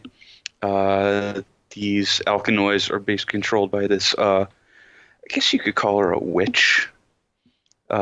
Carol Malice Dienheim. But she's an alchemist, but she looks like a witch. She may as well be a witch, let's be real. Yeah. And there's a whole lot of preamble to stuff that happens outside of the series that describes why she's, as evil as she is. I don't know, does that belong in the spoiler segment or? No, that's in the first episode. You can bring that up. Okay. So, it's made very apparent that Carol is as bitter as she is because her father was burned at the stake, of all things. And now she's this, cold, calculating girl who seeks to use alchemy to, in her words, dissect the world. To fulfill her father's last, his legacy, his last wish, or what she believes how she interpreted last. It, yes. But this is also, that's very twisted by her years of hardship and everything. But I mean, you can see where you can guess what happened to her right from the get-go when you see in the very first episode the image of her father being burned at the stake and what that did to her, but you don't really know what that amounts to yet, and we'll get to that in the spoiler section. Right. But yeah, that's basically her setup. So this girl who's working alongside her up to this point, Elfenine, basically says, I really don't want any part of this anymore, and does her best to contact the crew at Song and give them as much information as she can to help beat Carol and her crew of these mechanical dolls called auto scorers. Who all very distinctive, cool designs, in my opinion. Apparently, I was doing a little bit of reading about them that each one of them is based off of a different sound theme, which of course makes sense. But it's not all of them are what you would think they'd be, I guess. One of them is supposed to be a music box. There's a cuckoo clock. One is a metal clock, I guess. But it makes all sense because it's mechanical themed and they're all dolls/robots. Yeah, I mean, it's sort of heavily implied through design and through action, but I sort of feel like it's with a couple of them, it's hard to really get across what they were without, doing a bit more reading, to be honest. And they're all elemental themed. Each of them has one is water, one is earth, one is fire, one is wind. You know the drill. Yeah. But yeah, that's cool stuff, and they get the respective colors and everything, and I think they're all a bit dance themed. They move like these figurines you would expect to see dancing in a snow globe of a ballerina and something, and every one of them has a different dance. One is moving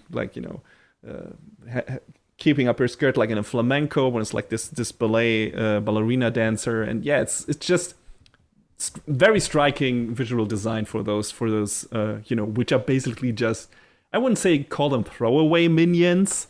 It's not like they have very distinctive characters. It's just there isn't much development behind them.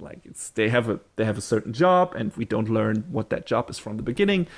But aside from that, they're just tools, and the main villain. Yeah, they're there to be foils for the characters, and not the main big bad.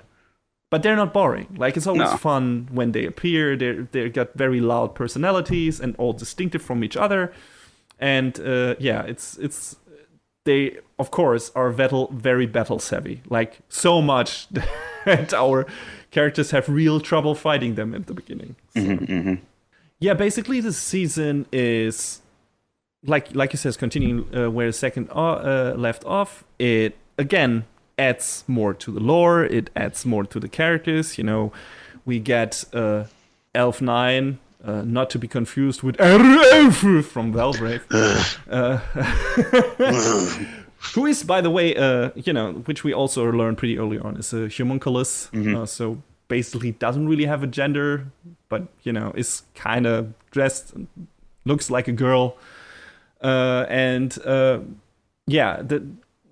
is kind of helping our crew along, and, that happens. And then basically we have these confrontations between the autoscorers and Carol and our main guys, and most of the season is about finding out what Carol's deal is again, and what her goals are, and what she's doing, and what her master plan is and everything, and learning about her background and stuff like that. So, and a lot of fighting, of course.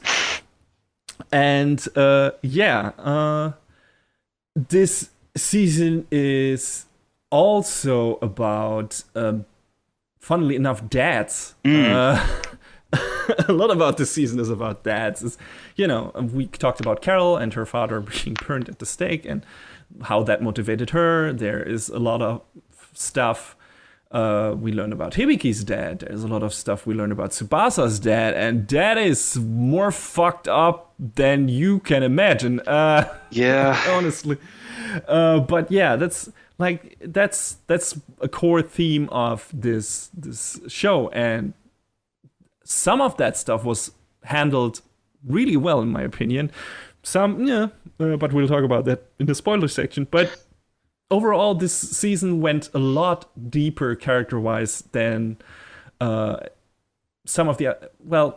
the first one had some good character stuff too, but especially than the second season, this one showed us some interesting new stuff about its characters and took them to new places, and showed us interesting stuff about their past and everything. And I really, really liked that about GX. It was super, super cool in that regard. I really like Carol as a villain. I think she was super interesting. I like the autoscorers a lot. I think overall the cast of GX is super strong. And the plot. I mean, it's nothing super special.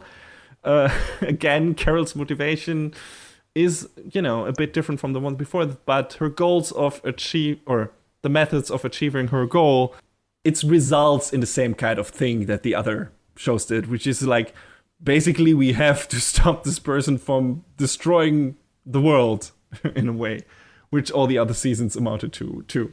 So, for one reason or another.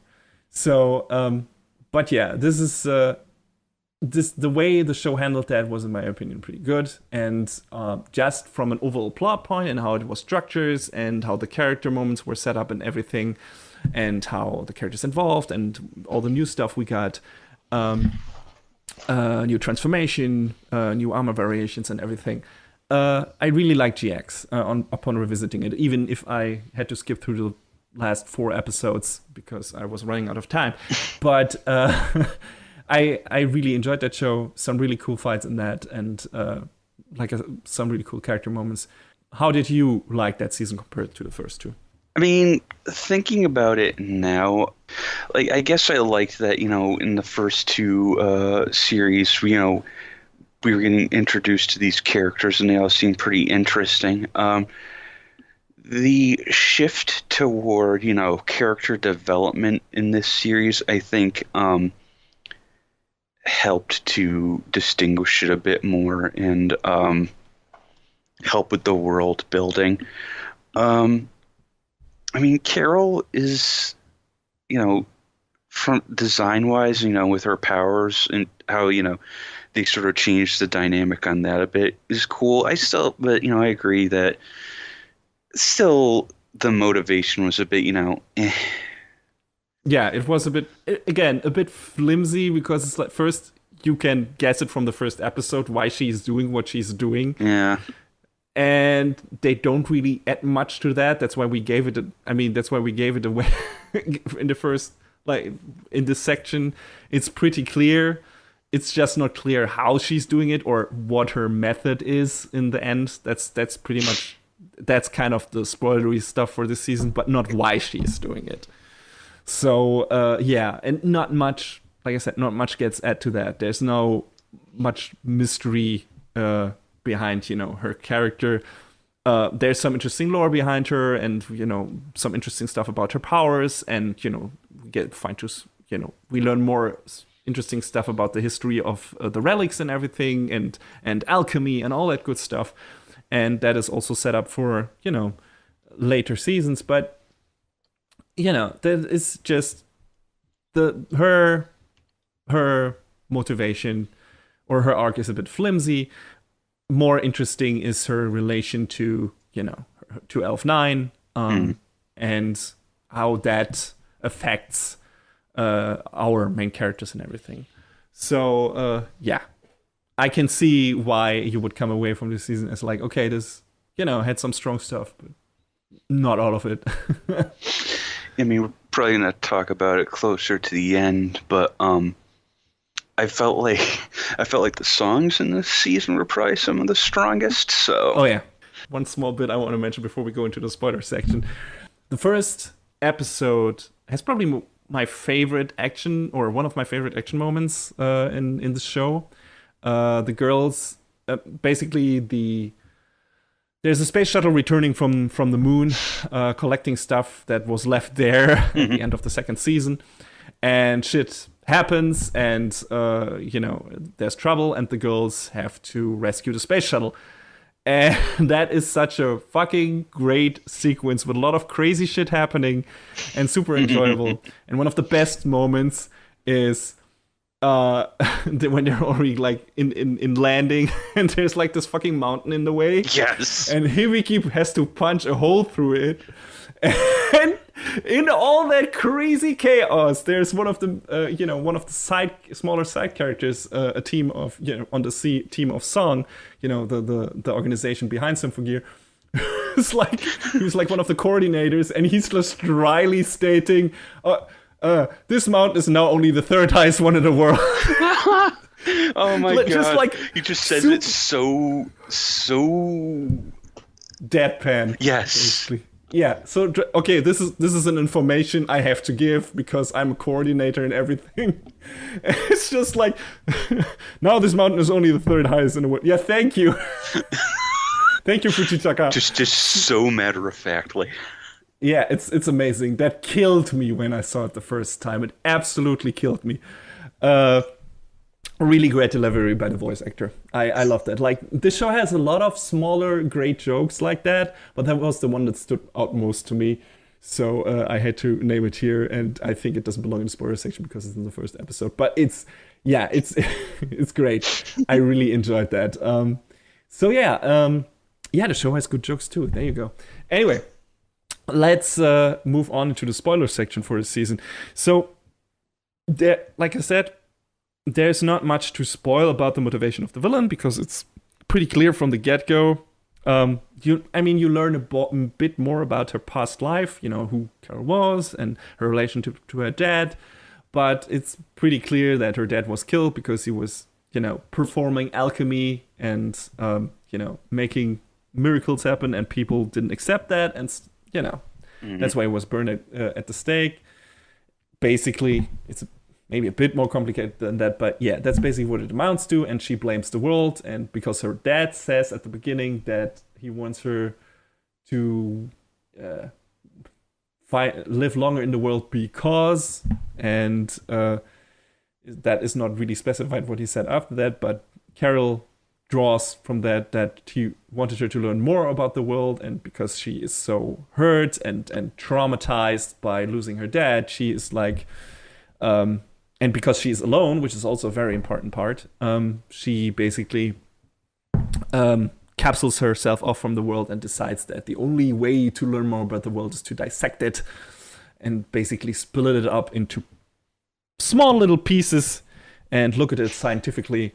And she wants to do that with the help of a giant fucking castle from a different dimension called the Chateau Tifauge.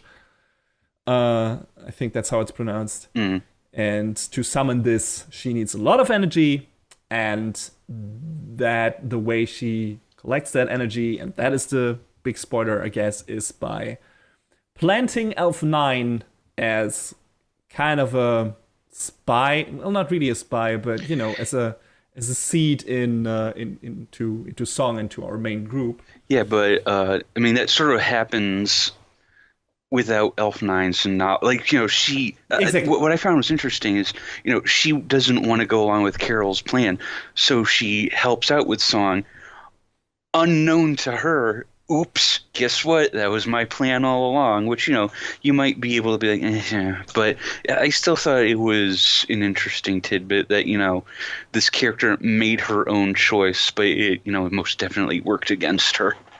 Yeah, it was cool, especially because the show did such a good job of convincing me that Elf 9 genuinely wanted to help those people, and then when they revealed that Carol can basically see through her eyes, see what she sees, hear what she hears, and basically can see everything that's happening and steering her in a way. And, what happens is our main characters can't beat the autoscore at the beginning, so they need a power upgrade. Mm-hmm. And the key to that power upgrade is Elf 9. She helps making use of that, an alchemist technology, and develops a thing called the Ignite module, or Dying Slave, which is based on an ancient cursed weapon, cursed sword called the Dying Slave. And what that module does is basically fuse with the character and with the Symphogear, and basically artificially put them in the state that Hibiki was in sometimes during the first and the second season. Basically turn them willingly into berserkers, switch the berserker mode on, but in a controlled way. That doesn't work out from the beginning perfectly. It's really hard to handle the Dying Slave, the Unite module in the beginning for our main characters, but they get a grasp on it after a while. Maria has a bit of more trouble with that than the other characters, because she, after losing her gear in the second season, and or giving it back basically to Hibiki because she's earned it and everything, she now has to basically materialize her own gear again, or her own, find her own relic and stuff like that.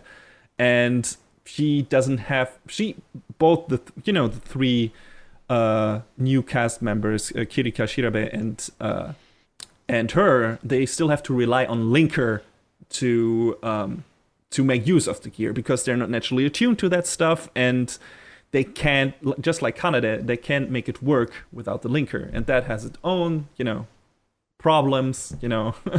We know about the side effects of Linker, because it's a strain on the body and everything, and it only works for a limited time. And Elf 9 helps with that, makes them, makes Linker more effective, but also gives them the Ignite module. And once they get a handle on that, they are actually able to fight and eventually destroy the autoscores. What they don't know is that was, like you said, Carol's plan all along, because through the Ignite module, they got such a power upgrade that basically the power they use gets transferred to the autoscorers when destroying them, and that power then gets transferred to the Chateau Tifauge, that giant castle that Carol needs to dissect the world. So yeah, that's basically through most of the season, our main cast is directly playing into the villain's hand. Everything is Keikaku Dori. Exactly. I don't know if that sentence uttered in the show. I don't remember. I don't think it was, but it might as well be. Yeah, exactly. I mean, that has been done before in other shows a lot. I knew this was all along, but I think they did it rather well, and it didn't feel like it was out of nowhere or anything. Oh yeah, that makes sense naturally. I mean, Elf 9 is a body created, or one of the many bodies created by Carol to continue her life on Earth, to prolong her lifespan.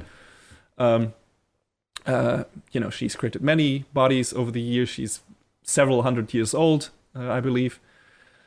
And Elf9 is one of those bodies, but, used basically as an assistant before. But, she's I don't know, he, she, whatever, is a, let's say she is a different character than Carol. And, that's, so that was pretty cool. There was just a neat plot development that was, like, more surprising than the actual motivation behind Carol's actions, everything. Because, like I said, I genuinely believe that Elf9 was a good person, and she is, but was used by Carol, and that when the Arch scores got destroyed, and we're like, I'm the firstborn. And like, what the fuck? What's wrong with you? Why are you happy to be destroyed? And like, oh, okay, this is part of the plan. Yeah. So that was cool. I like that.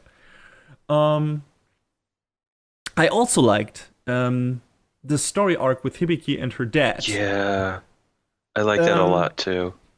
Yeah, I didn't expect that from the show, that it would dive like in a story beat of that kind. Basically, what happened is, I don't know if it happened after she got wounded in the concert or before that, but Hibiki's dad basically ran out on their family, and deadbeat asshole dad, basically. And then in this season, she, by chance, runs into him. He's a waiter at a restaurant now, I think. And, or Miku runs into him, and then, Hibiki joins up with her, sees him, and, like, loses her shit. And it's like, holy fuck, I haven't seen you in years, and stuff like that. And, then some of the episodes in the season, it's Hibiki mustering up the strength to face her dad again, because of course she hates him kinda because he ran out on her. And then you got the nice contrast or complement to that with Carol only acting on in for the sake of what she believes to be her dad's legacy. And Hibiki's like, my dad didn't leave me anything. Like, I don't remember anything substantial from the time with my dad. And so this is a nice contrast between those two characters. One character only acting basically as a twisted will of her own father, and the other one not having any connection to her father whatsoever anymore, or believing it to be that case. Both of them being kind of misguided in their relationship to their father, because as it turns out later, Hibiki actually has something that her dad left her, and that was also a pretty cool moment, because it's a kind of integral character piece of Hibiki, and that is, like, I guess, her catchphrase that she always says, like, everything will be alright. And it turns out that her dad left her, or was the one that was always saying that to her. And that moment where she realizes that, and what that means, that this mantra helped her overcome the really difficult parts in her life, working through physiotherapy after the incident, and being alone in school for a while, not having any friends, being shunned by their neighbors and everything, being blamed for being the only survivor of that noise concert incident and everything. So that helped her. That helped her survive those difficult times, and that again establishes a connection between her and her father, and that was really interesting. It's like, also the series did a really good job at not hastily making that happen, because in the beginning her dad still pretty shitty person. Like, when they meet up in the cafe, he's like, she's like, I really would like to know you again. This is hard for me, but I want us to be a family again. And he's like, couldn't you talk to mom? And he's like, this is difficult to me. Could you not talk to her? I mean, I have to think of my pride as a man. Or like, shut the fuck up, you asshole. Yeah. You ran out of them. Shut your fucking whore mouth, man. Anyway, yeah. He starts out like as this really unlikable deadbeat asshole. And, but when things get really, really dire, he comes through, and that's that surprised Hibiki of all people more than anything, and that, was a really cool moment. And it took some time leading up to that, and it was cool. It showed like, okay, he is definitely not a perfect person, and the show didn't make it easy, but okay, he's a good guy and everything. It just maybe stuff didn't work out. He's still kind of a shitty person, but even in that kind of shitty person, there's something good underneath that can be drawn to the surface, and there's chance for change and growth and evolution, which is also matching very well with overall themes of the show. And I thought that was really well realized. You appreciate it too, as it seems. Yeah, I mean, there's this, he just sort of comes out of nowhere, but I like that there's more to, just, oh, hey, I'm your dad to it than that. There's that reconnection between them that, you were talking about that. I don't know. I really liked it a lot. That, he does come across as sort of a very unlikable character at first, but then he does, come through in the end and says, I can't turn away from the things you're doing. And I was like, that's nice. It's a good, sort of moment between these two characters. It speaks to, like I was saying earlier, the shift toward, these character moments that we started to get with this season that, sort of move forward. And I really appreciated that. And that's why I think GX does maybe the best job at those moments. Like, this is really strong. I mean, first season has some really good stuff with Chris and, her warming up. I think one of the key parts in that is Gendro, because, he helps her out and everything and makes her realize that not all adults are shitty assholes. And, I think each season hit that, but just this one felt really good. Tsubasa's, confrontation with her dad and what he is about and everything is also interesting. It's not as well realized as Hibiki's arc concerning her dad in this season, but it's still, it's also not super bad. It's not bad or anything. Like, it's good stuff, and it, again, makes her character more interesting, and seeing the family dynamics and stuff like that, and also, getting her character closer to Maria, because in that particular episode and story moment, they stick together, and you see that they become closer to each other and become like a tighter team, which it seems like the show was trying to get there from I don't know, from the beginning when Maria was introduced. So yeah, that also felt really good. Mm-hmm.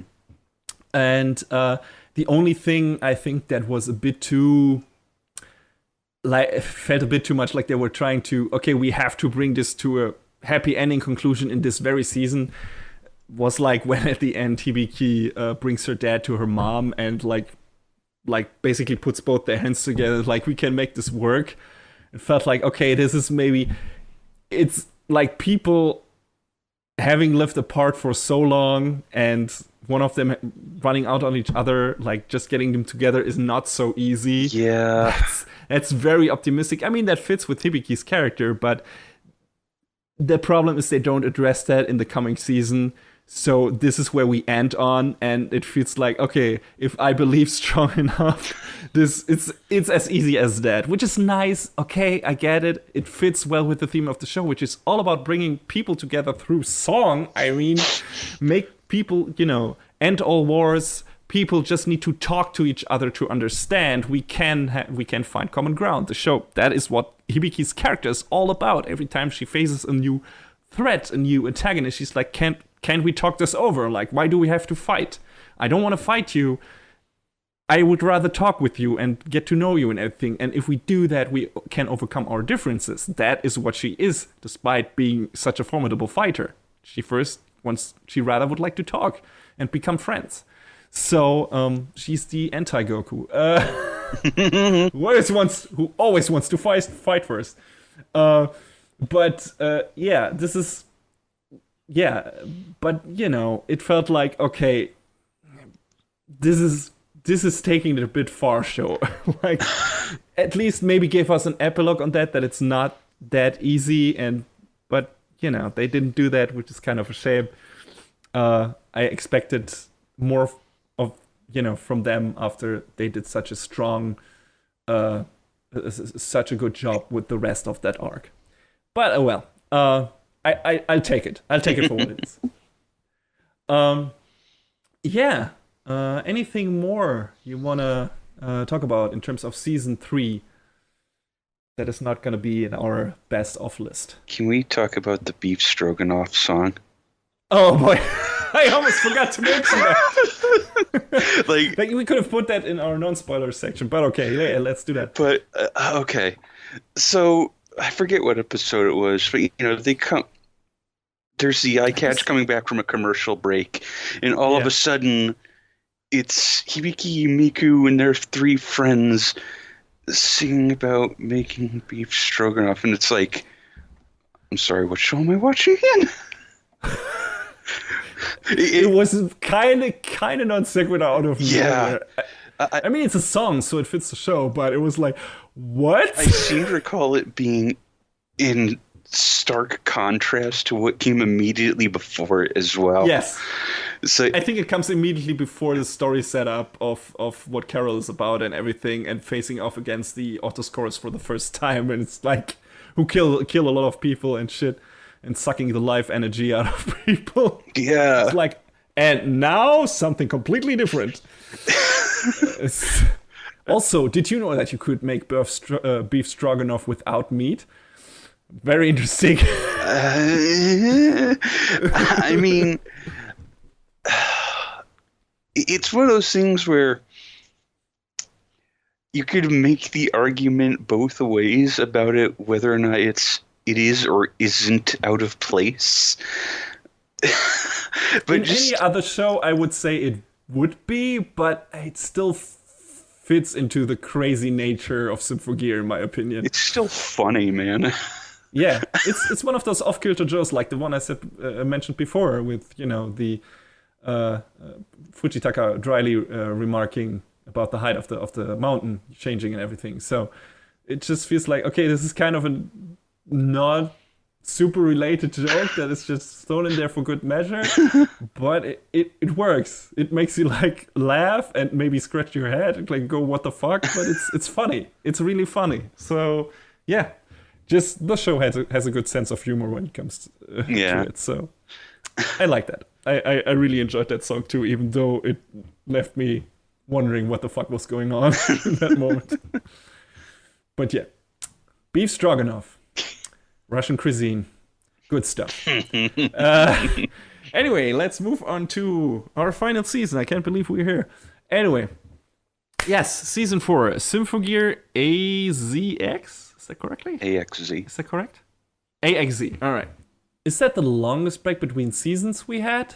Between GX and AZX?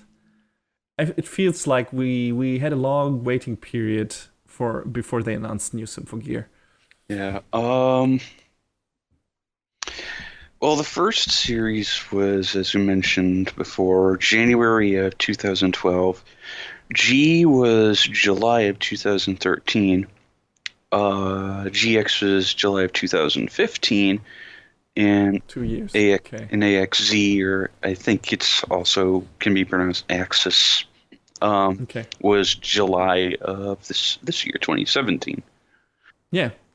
So anyway, you know, considering that I watched GX, or let's say all of Symphogear when GX aired, or just after it wrapped up, this felt like a long waiting time for more Symphogear. It's like, when is it coming? Especially when they teased it out by saying, oh, hey, seasons 4 or 5 are coming, and I'm just sitting there like, I need details. Both now? Where are the details? So yeah, season 4 starts, I think, and that's the one that you mentioned earlier, starts with a really strong, again, balls to the walls, insane action sequence. It just starts at 11. Yeah, exactly. Like all the characters like fucking transforming into giant swords, destroying space airships, whatever, and fucking turning into cars and I don't know, driving around. Hibiki tapping into her inner Gurren Lagann. Yes, just insane stuff. It's like, if you want to show someone what Symphogear is about, you can show them the opener of season 4. I mean, you can show them the opener of season 3 too. But just, if you want to show them, okay, that's what the action in Symphogear is like, that's a really good showcase for that. I just want to say, also in that first episode, the scene where where Kirika and Shirabe, it just perfectly timed, open the doors of the chopper they're into, little missile just fly right through. Yeah, I was just like, amazing. I was like, excuse me, how does anyone have timing that good? No. It works. It still works Goofy because as it's this hell. kind of show. It was goofy as hell, but I fucking loved it. Yeah, it's fantastic. So, what is happening in the 4th season? So, something that we were apparently waiting for a long time, but didn't know it, because this season reveals the puppet masters behind everything that were pulling the strings from the very beginning, or that's at least what the show is proclaiming that they did. So a new faction of villains, of antagonists is introduced again, and they are called the Bavarian Illuminati. And as it turns out, and which is made pretty clear in the first few episodes of the season, they are basically the secret organization that has been pretty much like on Earth for like I don't know, a huge amount of time, a long time. And they have been pulling the strings on a lot of stuff in the previous seasons. Like that, we get some major retconning in that regard. Like they were the ones funding Natasha and the Fine group that Maria, Kirika, and Shira were part of. They were helping Carol with getting the technology to power the Chateau Tiforge, or even constructing it. And they're all very powerful alchemists. Saint-Germain, Cagliostro, and Prelati. I don't know how early, but it gets elaborated on pretty early on what they're about, so I won't put that in the spoiler section.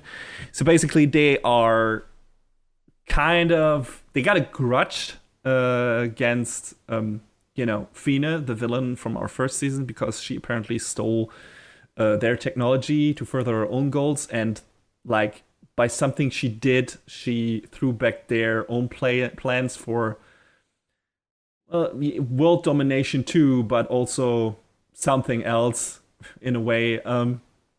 Like they for a long time they were like stripped of power in a way because of what she did, and then she took over basically and developed the Symphogear technology and everything. So yeah, but they were there before that and made basically all that what happened in the first season, and the technology behind everything in this possible. Like I said, they were instigators for some of the main antagonist plots that happened in season 2 and 3.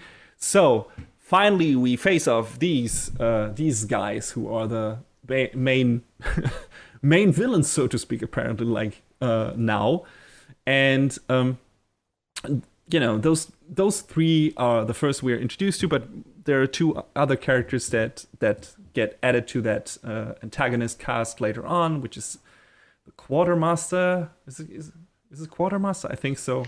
Called Adam Weishaupt. I think in one of the translations you refer to him as like the Lodge Master. Or Lodge Master, yes. So he is kind of the. I don't know exactly what he is in terms of power structure. Like, is he on a is he the guy who gives the commands? Is he just does he have a side role or something? I'm not really sure. It just is very clear that the other characters don't like him much. Like the other alchemists are not. The other three alchemists are not fond of him because they probably know what we know when we see and hear that guys immediately, that he's a manipulative asshole. And then we get a new autoscorer too, called Tiki, who is basically, there what the other autoscorers were there for in the third season, but amounting to a different goal, or being the means to achieve that goal. It's our characters facing off against them, getting kind of obliterated in the beginning, because as you would expect, these three super old, super powerful alchemists are super strong. They even overcome can in the beginning overcome the powerful ignite module and Diane slave power state and stuff like that. So they're a force to be reckoned with. And again, the season is like finding out what are these three about, what is their end goal, what is their plan, what are they trying to do, what is Tiki about, what is Adam, is this his name, Adam Weishaupt? I think so. What is Adam Weishaupt about, everything. And that's basically what happens in the show. We get again some character moments, we get some power upgrades, but in a slightly different way than we got before. And so basically this sounds bad, but this is more of the same. It's more Symphogear. It's just like now they're saying, okay, these are the people who are responsible for everything, or have been responsible for everything, or at least working their own machinations in the background. It's not like they were responsible for what Carol did. They were not. They were just helping. Same for for Nastasia in the second season, and of course Fina got a lot of her power and technology from them. So they're an important force in this universe. So the lore gets expanded upon a lot in this season, and we learn also a lot more about the relics and what the Curse of Belial is about. I hope I'm pronouncing that right. Maybe it's Belial. I don't know. But what that curse is about, and how that relates to our main characters, how that relates to the alchemists and everything. So the plot and the universe gets developed a lot more in the season in that regard. Action scene wise, I feel aside from the first super crazy scene, there are not that many high points in this as in the other seasons. Like, at least I don't remember as many cool scenes or standout scenes as I did in the other seasons. But maybe that's because I just rewatched the first three, and now for some reason the fourth season is the one that lies the furthest back for me memory wise. But I don't know, how did you feel about that? Did you feel like there were some really standout action scenes that did more than the other seasons did, besides the one in the first episode? Because that was really good. Yeah, I mean, I feel like it didn't really quite hit the same highs as everything that had come before it. But I mean, obviously, yeah, that first episode action scene is friggin' insane, and I wouldn't really say it goes largely down from there, but it stagnates. Yeah, it's sort of like maybe a half step from where it was to begin with. Again, this feels this season, the fourth season, I want to say sadly makes it sound so grim. I still like this season, but again, this feels a bit like an intermission, just like season 2 did for me. It feels like, we're setting up these new characters and these new lore aspects, and we're doing this feels kind of more like a prologue to season 5 than it feels like its own concluded, interesting, story arc as, the first and third season did. Well, considering the fierce-ass cliffhanger they leave us on, I'm inclined to agree. Yeah. And and you feel like there's there's a lot of padding in this season.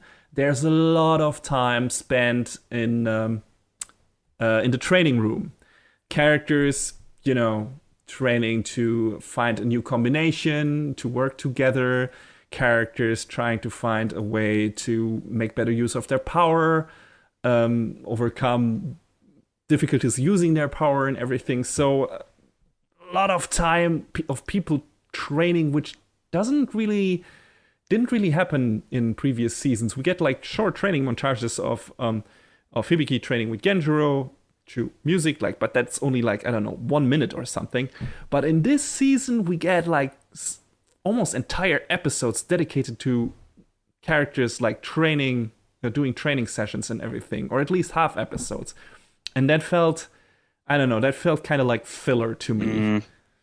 And that was a bit of a letdown. I like the training montages in the intro sequence because that was cool. Yeah, they're great. But then they're fantastic. It was kind of it doesn't feel necessary to spend that amount of time on it during the show's runtime. And it felt like they had to prolong the episode count to get it to 13 again, and the story itself was only laid out for half of that. Mm-hmm. So in certain parts that was kind of disappointing. Also, I had a bit of a problem with the villains in this season. Yeah. The Bavarian Illuminati are just not interesting. Yeah. I will say that as far as the theming goes, the fact that they used names of actual members of the Illuminati or the occult was, that was pretty nicely on point. But I gotta be honest, Adam feels like he's bad for the sake of being bad. Yeah. And it's kind of like... He's an asshole because he can. It's okay, so why should we... the previous villains, you gave us a reason to care about them. And there's nothing to really care about with him. Yeah, he's like this powerful force, that has the power to obliterate everything, and that's pretty much it. And he was there from the beginning, and blah, blah, blah. But, that's pretty much the problem with all of the antagonists. We got interesting backgrounds for most of our villains in the previous season. We didn't really get anything for the villains in this one. We learn what they're about, and they just, we our history or our legacy got destroyed by Fina, and we have a grudge, and we have to work again to make our goal happen and everything. But aside from that, we learn nothing about their past. Where are they coming from? What was their life before this? We don't get any flashback, or not a real flashback of them encountering Fina and everything, and how that turned out. I think only smallest glimpses, if at all. Correct me if I'm wrong, but I feel like there was nothing in that regard. So they feel like really, really flat characters with very incredibly baseline motivations that are laid out from the get-go, which you could say about Carol maybe, but not even emotionally motivated. It feels like, our pride got insulted and our goal got foiled and we had to wait for a long time, and now we're back with a vengeance, and that's it. And it's yeah. For the people who have been pulling the strings in the background or are supposed to have been pulling the strings in the background from the second season onwards, or even before the first season, this is kind of a lame setup, guys, and a kind of a lame motivation. So I don't know. I was pretty unhappy with them being the characters that they are, and even design-wise, I think they are not super interesting. They got what do they have? They have Faust ropes, right? These, which are basically the alchemist version of gears, mm-hmm. Their own battle armors. Carol had one too. Carol had a Faust rope too, and so do they. And they're neat, but I've seen better designs in the previous season. For all the other characters, Carol's Faust rope was really striking, looked really good. All the auto scores in the third season looked really good. Of course, I like the designs of the added cast members, Maria, Shirba, and Kirika. But these three, they're like, okay, I don't know, man. It's like Adam is kind of cool, as in this is like the suave, white suited dude. But then again, he's such a shitty character that he's hard to care about. Exactly. He's not even entertainingly evil like Dr. Ver is. He's just an asshole. And yeah, this is kind of a disappointment. That was my and apparently your problem with the fourth season. It's just like, yeah, I still care about the character beats, but the villains in this season like didn't give me anything to work with. The confrontations with them are still cool action-wise, but it doesn't feel as engaging because you don't give a shit about these villains. You don't look interesting. They are not super fun. There's nothing to them that makes you lets you get engaged in these confrontations besides our main characters being in them, and that's kind of shitty. If you have a good superhero storyline, you need good villains, and the Illuminati are the weakest ones in Symphogear, in my opinion. And that's a shame. I mean, I sort of like the. It's not really an implication so much as it is, sort of thrown out there toward the end of the show that Cagliostro sort of gave up her previous body to become something else. I thought, that I was like, okay, that's neat. Can we learn more about the... No? Oh. Nope. Didn't get anything about that. Yeah, you're right. I almost forgot that because it was like totally glazed over. Prelati just sort of mentioned something about that. I'm like, oh, that's interesting. That's it. That's it. That's a shame. It also seems like, well, it didn't seem like it was, that, a lot of their problems with Adam, could have been solved very easily. But, this is not a talk it out show. It's a, let your fists do the talking show. So the weird thing is, I know exactly what you're talking about. The weird thing is the show pretty much until that point refrains from using these kind of methods to these kind of plot contrivances, for the sake of drama and everything. It doesn't rely on that. There's this moment in season 2 where, oh wait, that's spoiler section. So okay, let's just move into the spoiler section because we're gonna anyway. So spoiler section for season 4 and season 2. There's this moment in season 2 where the characters learn that Hibiki will die if she continues to use her gear, because the shards are fusing with her body, and that will kill her eventually. And Tsubasa is like, okay, I can't let that happen. So she is super rude and intentionally goes out to hurt Hibiki to keep her from fighting. And I was like, oh god, here we go. This is gonna be forced drama, and this is gonna go on for 4 episodes or something, because Hibiki realizes that Tsubasa was only trying to protect her, and Tsubasa is sorry, he couldn't pull it through. No, they resolved that either by the end of that same episode or at the beginning of the next one. And I'm like, oh, that's great, thank you. That's fantastic. They don't dwell on that. It makes sense that Tsubasa is doing that, because that's kind of her character starts off at this very cold person, and she probably feels like this is an effective way to protect Hibiki, because she's good at being, harsh or cold. But other shows would have dwelled on that, and the characters not talking it out and not talking to each other. But pretty quickly after that moment, after we have the short drama moment, Tsubasa is like, I can't keep this up. I just, I want to protect you, and that's it. And the truth gets revealed to Hibiki and everything, and that was really nice, because I hate this forced drama shit. And when series rely on that to rely on these plot contrivances to make drama. So I was really surprised that they used that for the villains in season 4 by them not, talking about what was happening and like giving Adam more power than he should have had over them. Because it felt like they were this really tight-knit group. So why the hell would they not, like, talk this over? Like, why would they not clue each other in or keep each other constantly updated on what was happening? So it was really weird.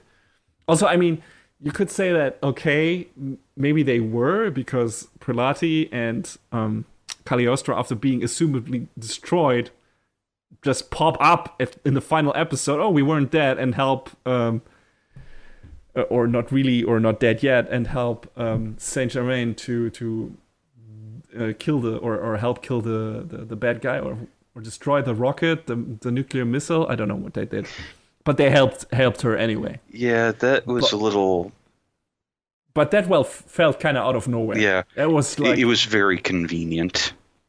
Yeah. Even for this show, it was a bit too convenient, especially because they made kind of a big deal of the characters dying, in the way they did, being used only, as tools by them and everything, and not being able to tell Saint-Germain and everything. And then, no, we still remained some of our power, or fooled Adam into thinking we were dead, and now we can die by helping you. I don't know. It was all a bit weird and convoluted and unnecessary.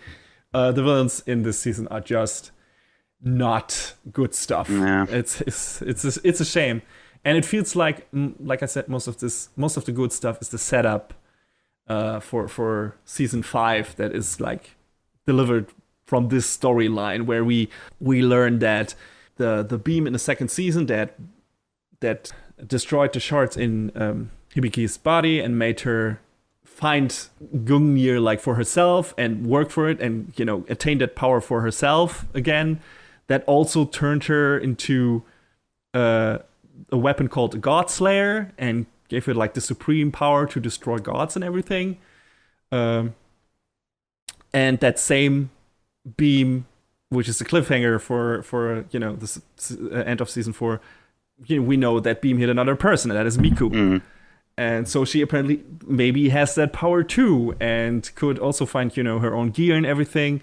And that also alludes pretty much to who the villains of the 5th season are gonna be, which means we're finally gonna meet the people probably responsible for the Curse of Belial, which would be God, or at least his custodians, which were mentioned before, and who are responsible for creating the lunar ruins and the technology behind that, for creating the curse that made people not being able to talk in the common tongue anymore, and wage wars and everything. Basically, who are the real people who caused all this bullshit, and which was also the goal of the Bavarian Illuminati, to gain control of the lunar ruins and bring people together again. So in the end, it turns out they were also trying to be good guys.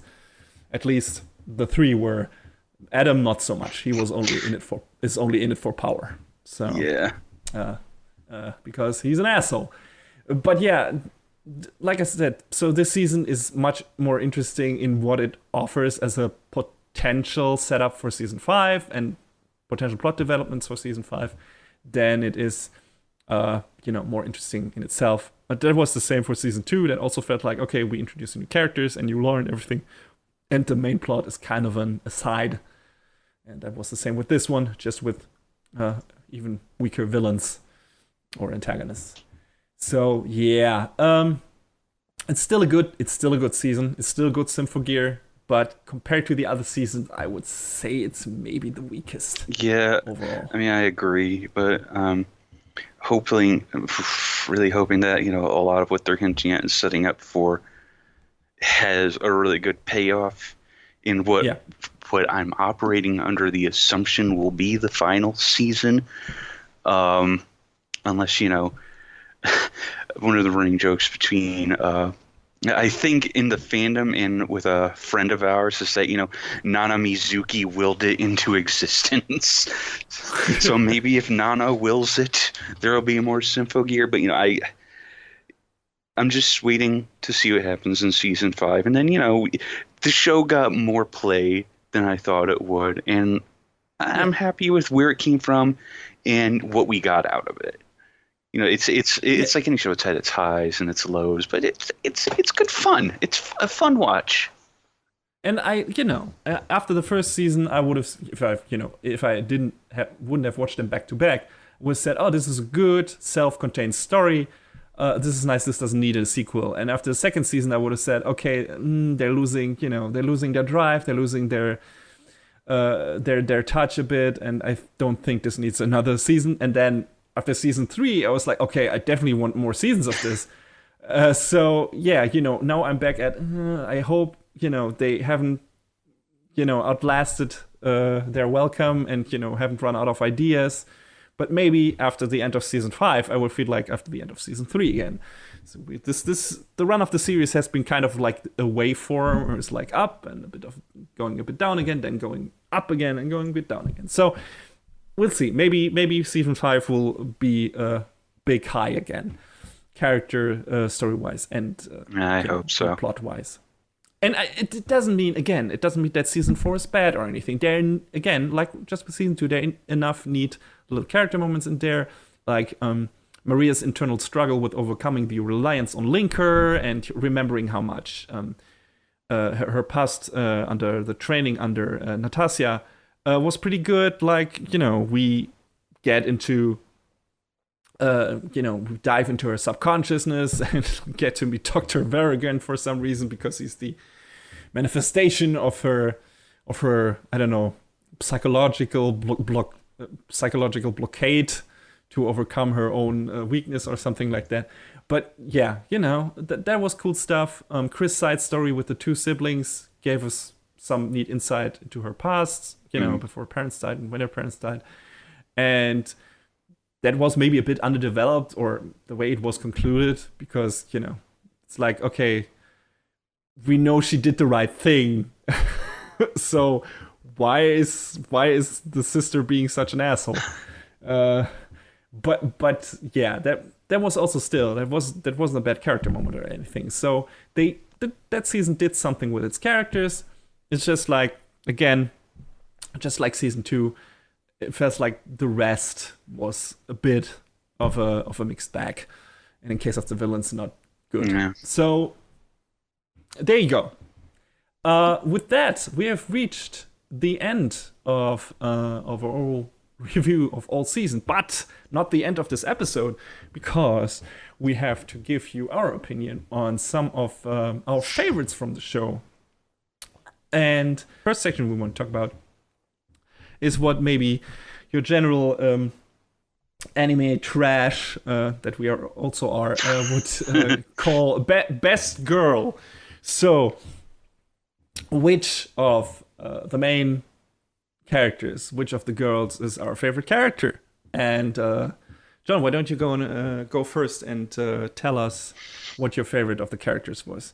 I really, really like Hibiki a lot, because she's from the very beginning she's drawn into this crazy circumstances, but she always maintains this yeah, we can do it attitude for the most part, and just seeing her trying to solve all of these problems, sometimes with her fists, which because she's we do see that she can be very quick to action, I guess you could say.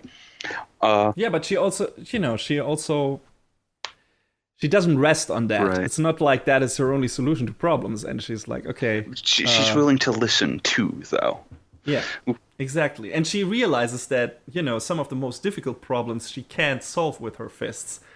And I think when she comes to that realization, it's sort of it definitely helped flesh her character out quite a bit.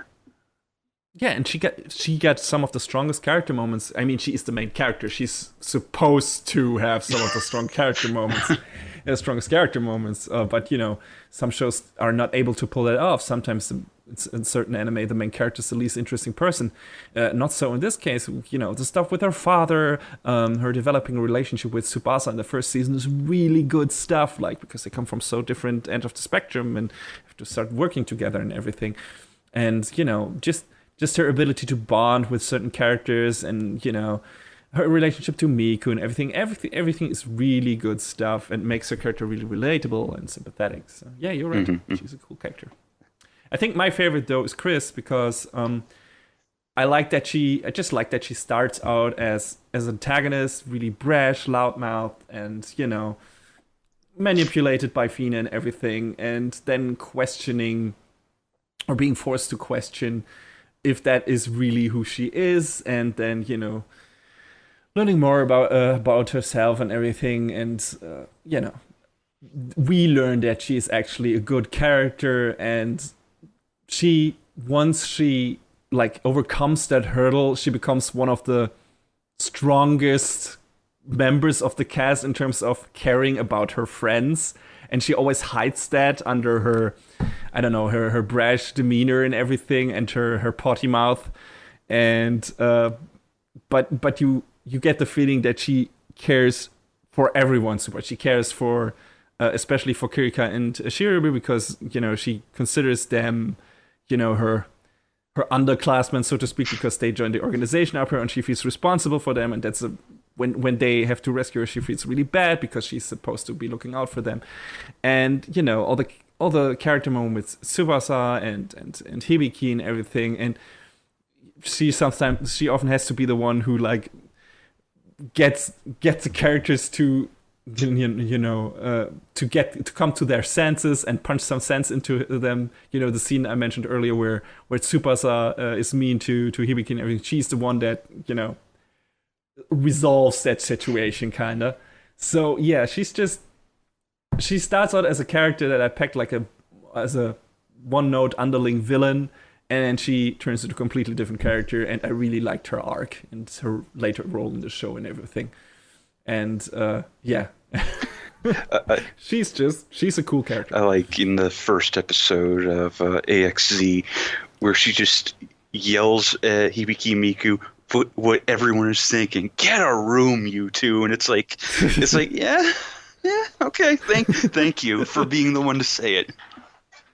Also, I really like that she's totally out of shape.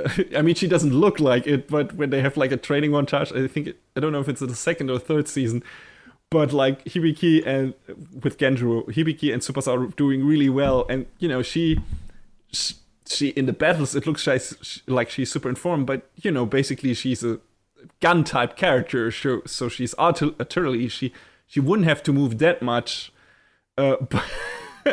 but she's really out of shape. She's really struggling keeping keeping up with them during the training, and she's really out of breath and everything. It's like, holy shit, can we stop this? I can't. This is too hot-headed for me, and it's really, really fun and relatable. She's also a messy eater. Yeah.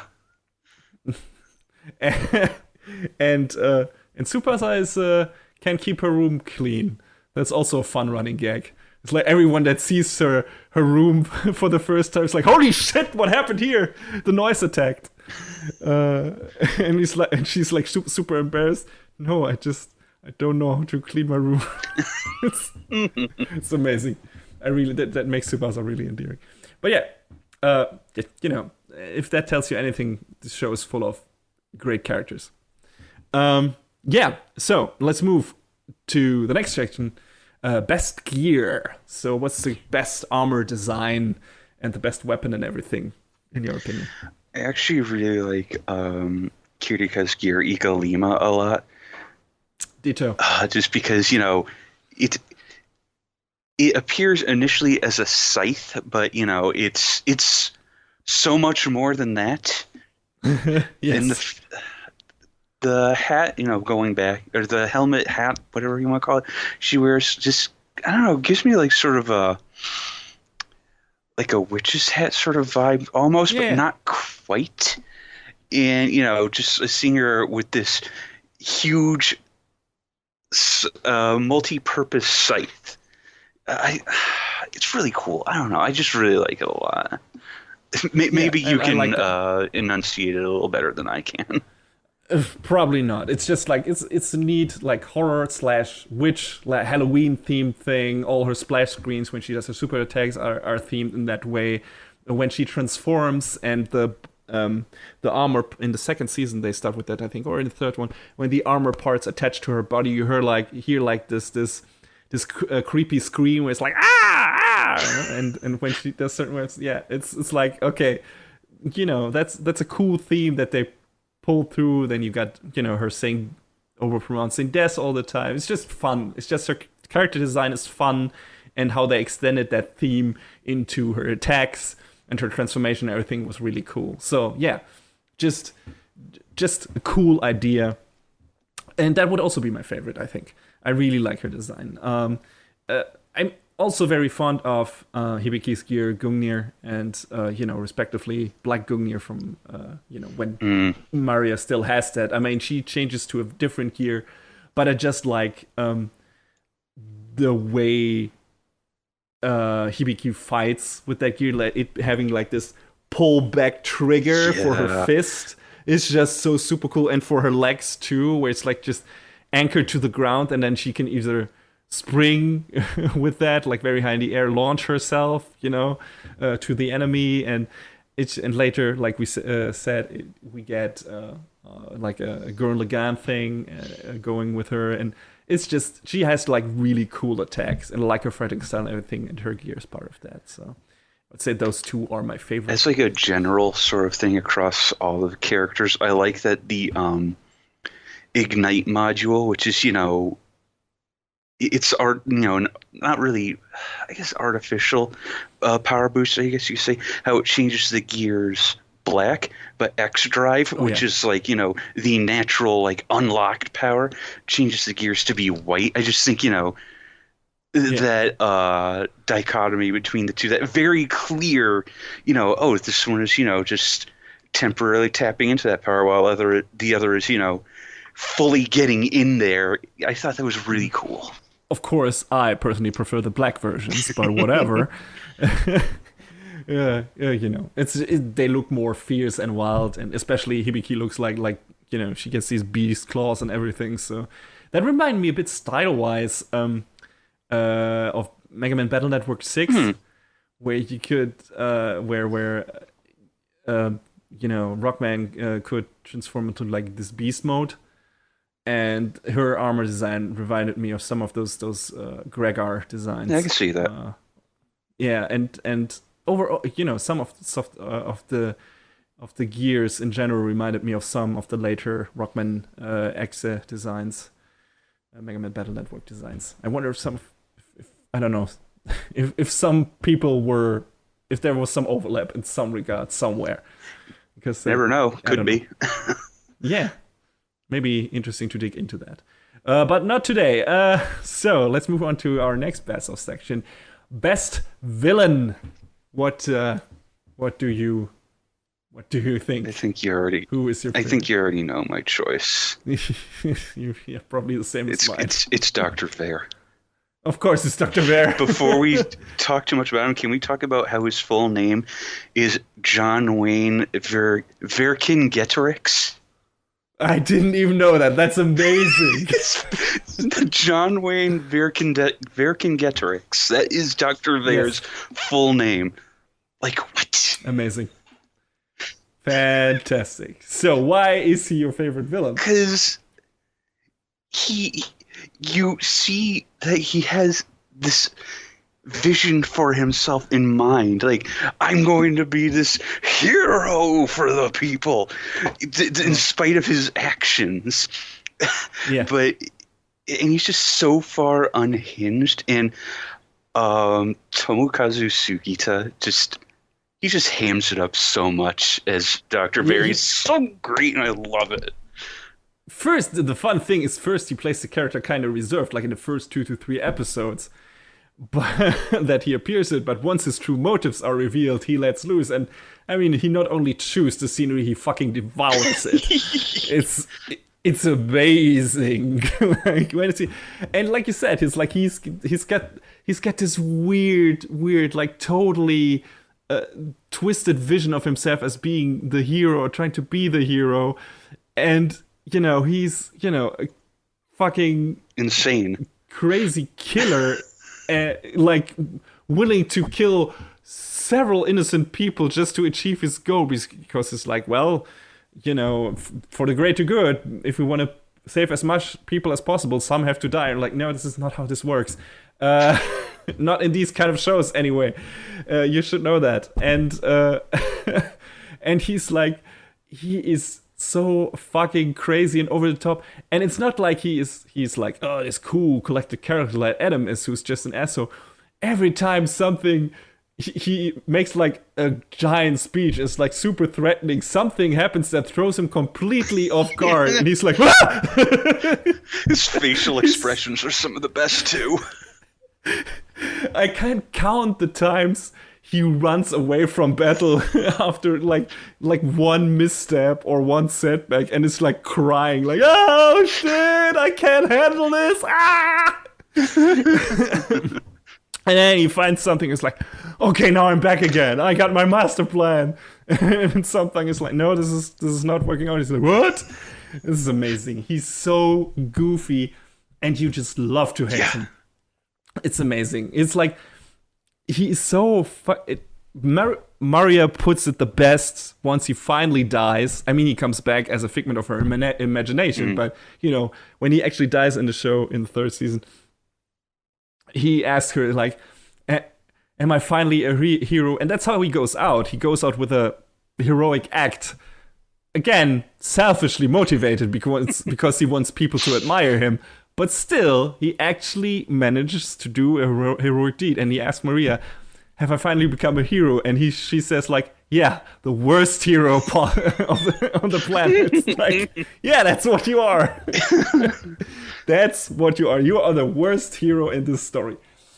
But yeah, it's fantastic. He's a great character. He's super fun. He's hilarious, entertaining, and like you said, Tomokazu Sugita does a great job at voicing him. It's a joy to see him, hear him work, and this it's just one of the most fun anime villains I've come across. He would have fit into JoJo. I don't know. It's good stuff. So no contest here. I mean, design-wise and everything, Carol and maybe Fine too are cooler villains, just in terms of their mythology and their background and everything. And being an actual threat. But Dr. Vera is fun. Dr. Vera is just the most fun villain. Just period. So yeah. He's automatically the best. So, the last section, which, has to be in this show, because it's all about music, is the best song. Naturally. So, this was super difficult for me right from the get-go. I'm going to start with this. I'm just going to say, there's so many songs I like. There's so many. In this. So many good songs in this show. I'd say the openings make it pretty easy. It's either the second or the fourth one are my favorites. I mean, Synchro Grazer is great too, but the second and fourth one a bit more. But just of insert and battle songs, holy shit. So many good stuff, like a lot of hibiki stuff with, I don't know what that instrument is, but you hear it in a lot of folklore, Irish folklore songs or something. Oh, I think, there's a little bit of bagpipes in there, isn't there? Yeah, exactly. It could be a bagpipe scenario, but yeah, I like that stuff. I like Chris's music. I like so many of them. I like the first time Maria is revealed to have a gear. Like the first time the Black Gungnir theme comes out of the speakers is amazing. It's because it's like this epic chorus, like Gungnir. It's amazing. Yeah. But I think my favorite, and it's probably one of your favorites too, is Carol's song in the final confrontation of GX. Yes. Because it's so fucking good. Glorious Break is amazing. My favorite part of that scene is when Nanamizuki hits, the phrase glorious break, in the chorus, the volume for everything else is turned down, and for those two words, it's just cranked right up. It's like, yo, it's so good. It's fucking awesome. Yeah, it's. I mean, I don't own any of the soundtracks, but I really should go back and get at least the soundtrack for GX just to listen to that song several more times, because I forgot about it. And when I rewatched the show, I was like, man, God, this one is so fucking good. Yeah, I mean, that one's one of my favorites. Another one of my big favorites is another song from GX. One of Hibiki's songs, Genkai Topa G Beat. And what did that for me was at the beginning of the song, and this, you're going to have to take your brain back an hour and a half or so to what I was talking about with Agematsu and his past works. That reminds you of Wild Arms. Yes. This start of the song starts with a whistle. And it's one of those. Now I know which song you were talking about. Actually, yeah. Of course, I didn't think about that, but yeah, sure. It's one of those things that if you've played one of the Wild Arms games before, as soon as you hear that, it's like, oh. And that was the moment that got me to look up, the staff that worked on Symphogear, and I was like, yo, okay, all right, no wonder this show has been so good and had such good music. Oh, so good. I love that song so much. Yeah. So, really good stuff. God damn it. Yeah, man, I mean, if you can get one conclusion or like one takeaway from this review, it's like, if you love good anime songs, you should check out Symphogear. Mm-hmm. Because if the show has one thing in spades, is good songs, good character songs, and a bunch of them for each of the seasons. So that never gets boring, and it's worth listening to those outside of the show too. Definitely. So there you go. Yeah, I will do that actually. Gonna need that GX soundtrack. Anyway, yeah, fantastic. Yeah, finally, man, this was a long-ass show. I think the longest we've done in a while outside of sneak peek episodes. Yeah. And we've only reviewed one show. Well, basically 4, but I mean, we had to, because Symphogear is one of our favorite long-running series at this point, and I hope we were able to convey why that is the case. If you like action anime, if you like good songs, if you like super sympathetic characters and partially really well developed characters, and cool character moments, good villains and everything, good fights. If you like any of that stuff, you should definitely check out Symphogear. Mm-hmm.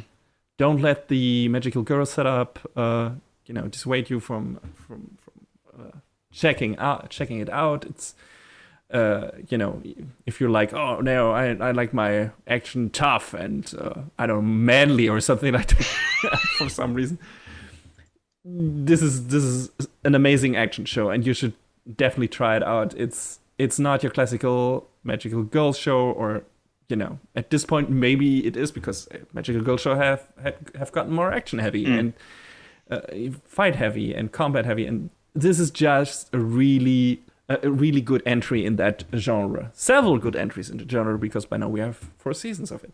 So, and we're both looking, even though we had some issues with the 4th season, but I think we're both really looking forward to the 5th one.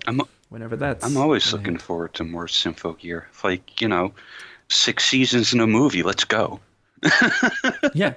The storylines of Symphogear are never super heavy on plot or super clever, but they are light, cheesy, fun, and cool stuff to see at every corner, with good character arcs and lots of great action scenes. So the lore is always expanded upon, and the universe gets bigger and bigger with every season, and there's always something new to see. So I'm pretty sure I can promise you that if you like the first season or like the first couple of episodes of Symphogear, you should keep going with it, and you probably won't be bored.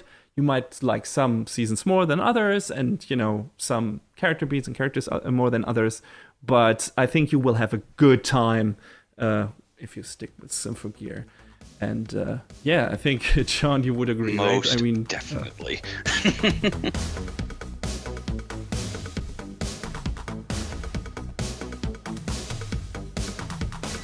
And that is a wrap on the 42nd episode of Anime Brain Freeze. All the music in our show is from the Double Dragon Neon soundtrack by the amazing Jake Kaufman. Please go to vit.bandcamp.com and check out his awesome work.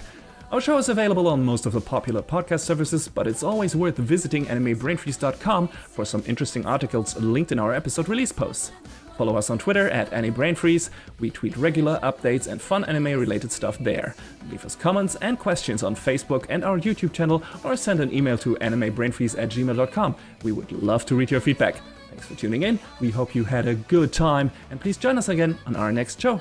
Macht's gut. Take care, everybody.